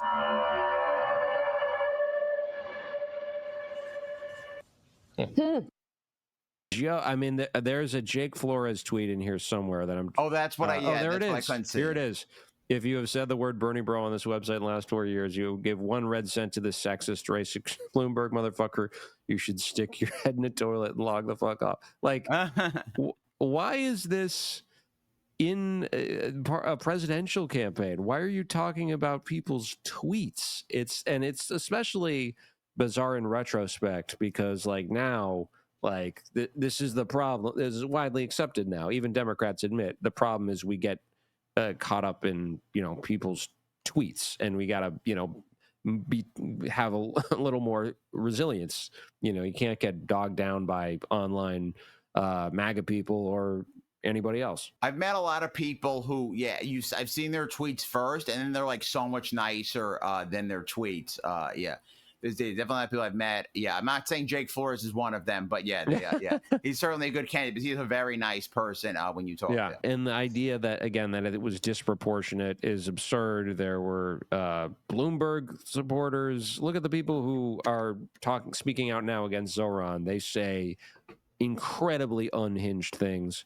So this is just a relic of the Bernie era and the Bernie backlash. We left out one thing. At the Christmas party, at the Bloomberg Christmas party, they take the male employees and they put plastic breasts on them that would squirt water. Which oh my God. Just would make everyone uncomfortable, especially the women. Imagine if you're a mom there also. That'd be kind of weird if there's a mom who breastfeeds sometimes and then this plastic water thing is happening. He does have this weird take on Israel about he says there's always been battles in the Middle East, and throws out the word Persians, I guess in reference to Iran, but what the hell was he talking about? He's going back Egypt and ancient Persia. I mean, there's been, there had been battles in the Middle East a lot in the ancient times. I think there's been battles everywhere in the ancient times. But if you look at like the middle age, like between during the time of the Ottoman Empire, or like just during the thousands, I would say that whole millennium, it's mostly like Europe is really violent, and like the area where Israel is not particularly violent. So it's all material conditions or who's fighting. So yeah, there's definitely an idea of making like the Palestinians were living under relative peace under the Ottomans for about 400 years before Zionism started. So there's a lot of he's very Orientalist about his view of the Palestinians. He is a two-state solution guy.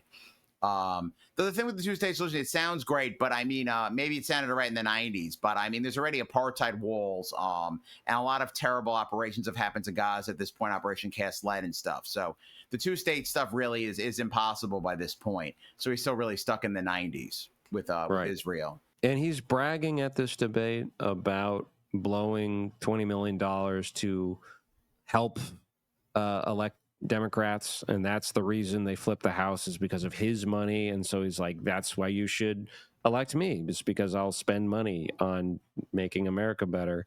And Bernie has an effective line. Is like, well, Bloomberg has an effective, strong base of support. The problem is they're all billionaires.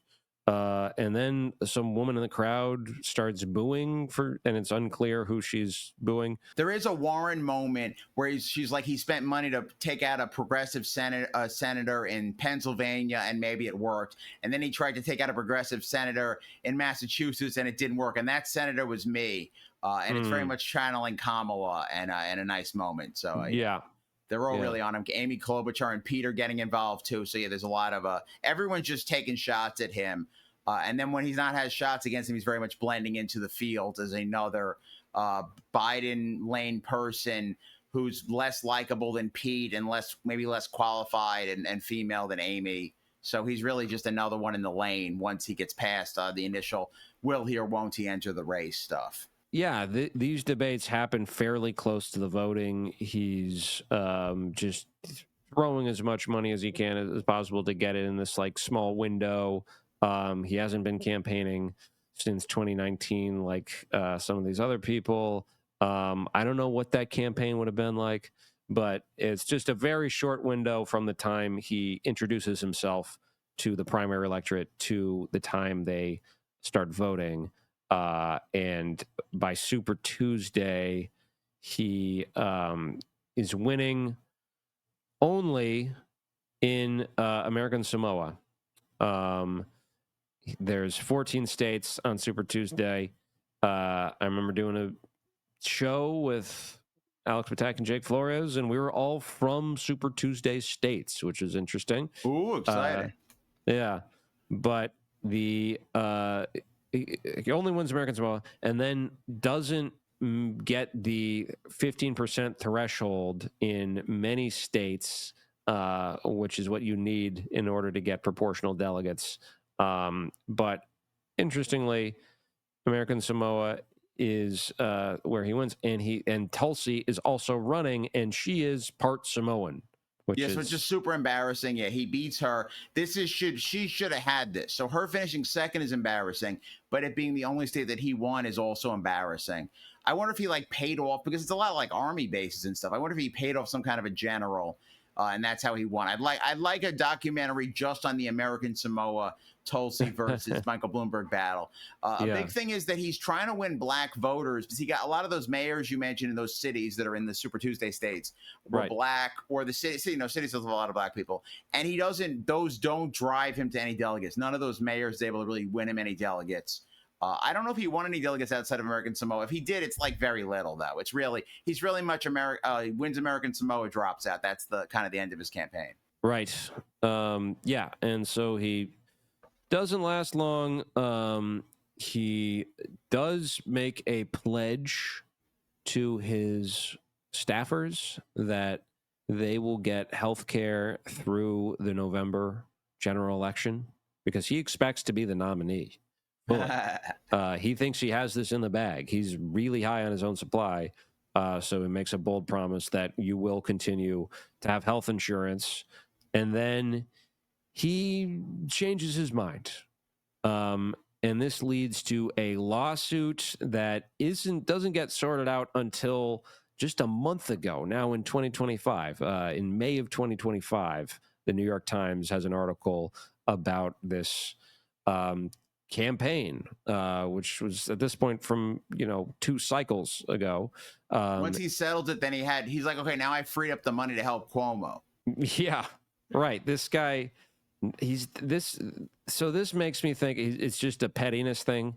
He's obviously not strapped for cash. He could easily how much money could it have afford. been? If it's in the millions, it's nothing to him. And Yeah. healthcare is expensive because it's millions, but it's not. I mean, I don't think it's like tens of millions.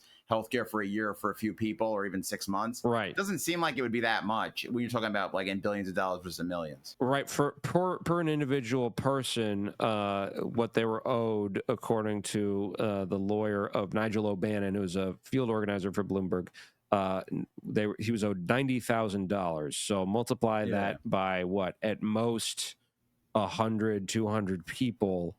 That's just what you would find under your couch cushions if you're Mike Bloomberg. Yeah.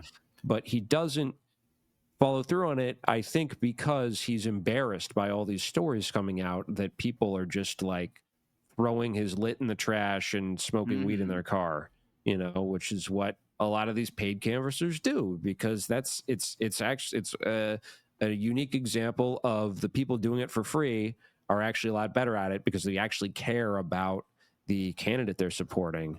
They're not just getting a check. And he probably read those stories, saw those posts from the Jake Floreses of the world, and was just humiliated. And so he got out his vengeance on these people by not paying them.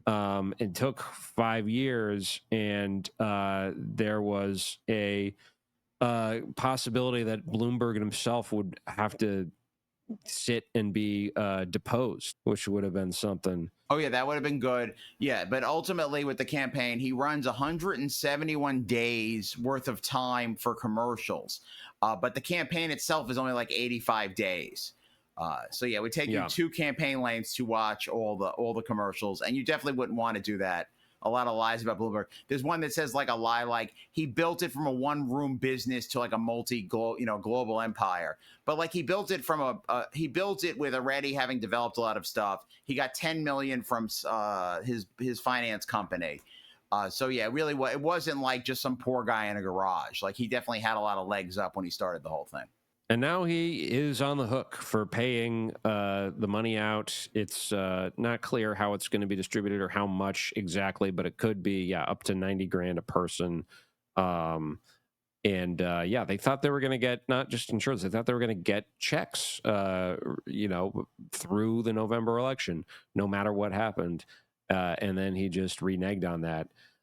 And is now not commenting on it. This could potentially be very embarrassing for Michael Bloomberg, but it's not really. I mean, the New York Times did write a story about it, but this isn't like big news. I guess there's other stuff going on in the world and in New York that involves him. But it's just a funny example of how this guy operates. I have a hypothetical. I actually think Bernie shouldn't have attacked Bloomberg when he came in. And Warren, by doing it, helped Biden. That honestly, they should have let Bloomberg come in and screw with Biden. There's no reason for Bernie and Warren to go after him. Maybe they could have a little bit, but Warren, by pushing him out, helps Biden, and maybe that hurts Bernie. So I don't know if there's some weird thing where maybe Bernie and him, where maybe Biden and Bloomberg could have ended up hurting each other and helping get Bernie in. Then maybe, but pushing him out right away. He does do a second debate.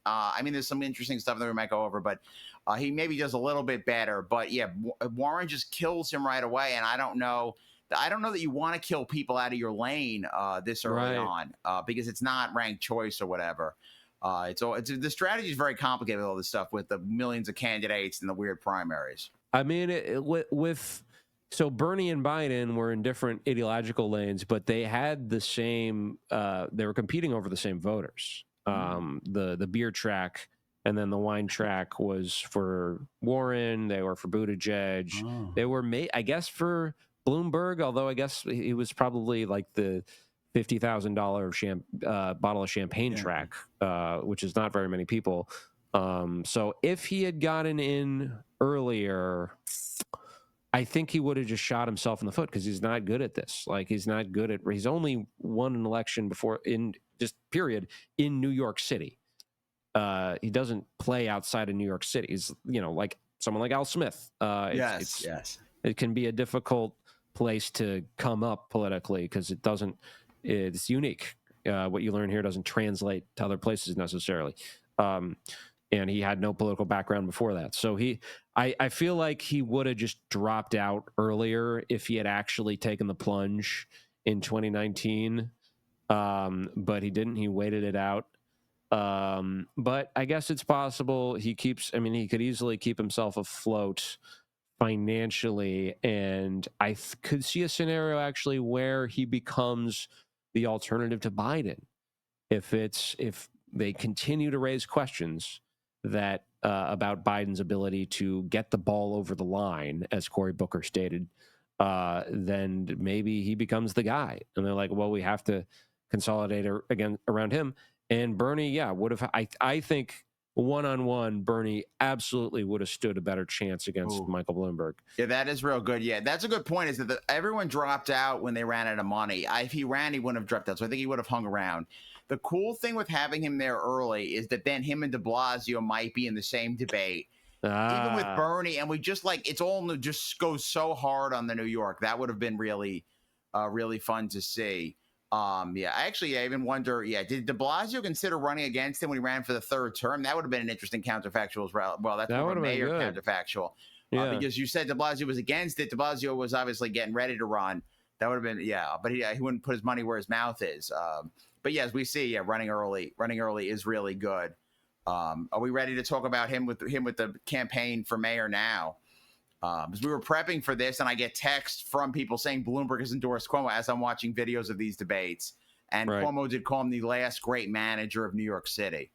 I'm not sure you have any thoughts on that if we're going to start wrapping up counterfactual stuff like that. Yeah, I mean, I've heard they were enemies at some point. It makes sense that two guys who have enormous egos would not like each other. But this is an example of Cuomo saying okay, it's getting hot in here. We got to bring out the heavy hitters. Bill Clinton, Jim Clyburn, Mike Bloomberg, people who are not going to resonate in the Democratic primary for New York City mayor. I don't think New Yorkers know who Jim Clyburn is if they're not nerds or Bernie people, including, people, he is black and he's not a New York congressman, he's from South Carolina. I don't think black people in New York mostly know who he is. Right. And again, I only know when I became a huge nerd during 2020. And people say that on Twitter, and I find it incredibly patronizing and frankly racist when there's this kind of assumption that black people all have a special set of antenna where they're just likely to know a random congressman from a completely different region. But he definitely is scared of Zoran, doesn't want Zoran to win, and I'm sure we'll be pulling out more stops. Bill Ackman, another billionaire, he's plotting something. We'll have to look into Bloomberg's eligibility because I could see him, if he's allowed, staging a comeback to try to be mayor to stop this guy. That would be kind of exciting. I mean, I know it's any kind of good running against Zoran is scary, but that would be kind of exciting. Hopefully people don't like Bloomberg. He's the same age as Biden, so I do wonder if he's had any mental decline because I haven't seen him. I mean, he didn't seem to have declined in early 2020, but we haven't really seen him as much since then. So I wonder about decline because you could be having decline during parts of the day and still be all right to make some speeches as we saw with Biden. So I do wonder if he has decline as president. I mean, I don't know what Biden. I mean, I think Biden initially maybe they did some stuff that was more left leaning, like pointing Lena Khan, some labor stuff, some of the bills early, and it seems like Bloomberg might have been more conservative on that. But then at least maybe he would have been better in the later parts. We really don't know what his foreign policy would have been. As president. I've skipped to the counterfactual. I think even if he went senile and he is Jewish, he still would have been better on Israel than Biden was. He would have been more restraining of Israel. Maybe he would have called Bibi like he was his subordinate and yelled at him in a way Biden wouldn't. He's very much used to being either the CEO of or the mayor.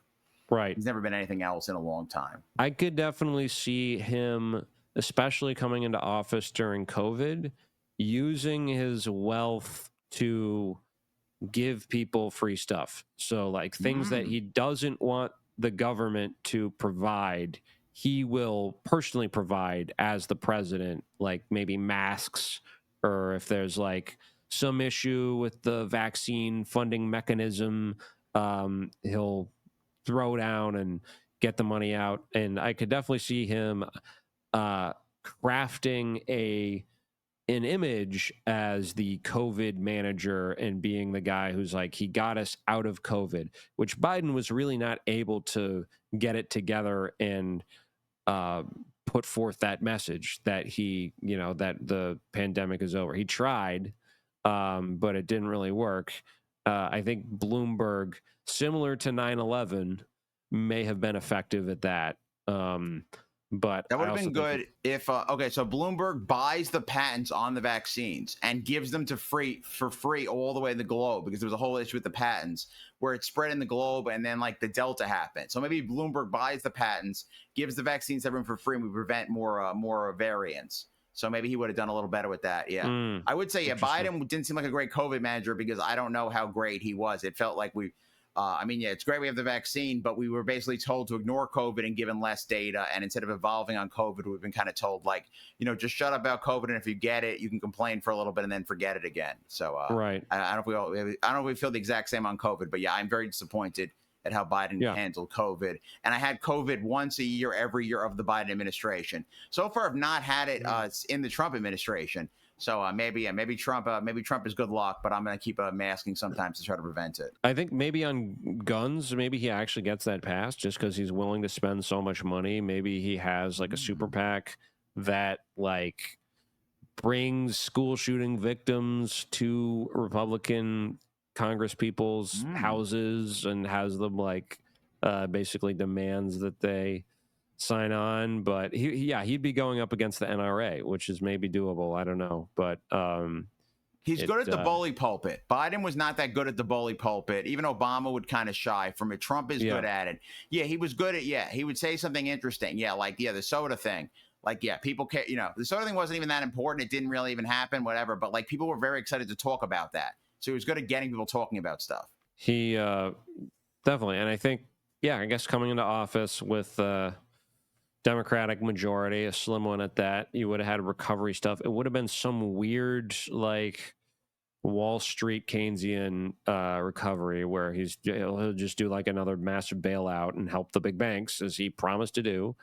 And then he would, I think, immediately pivot from like a really weak economic agenda to gun control, which is not bad, right? But like, I think he would have, the midterms might have been a referendum on gun control, and the way that he does politics or something like that. And he would be, he would have technocrats in different positions, like an EPA, and maybe some of them would be okay. But he's definitely not having like a Lena Khan or any of the like progressive Biden people. So Biden said that he would consider packing the court. He did some commission, they did a report, no one read it or whatever.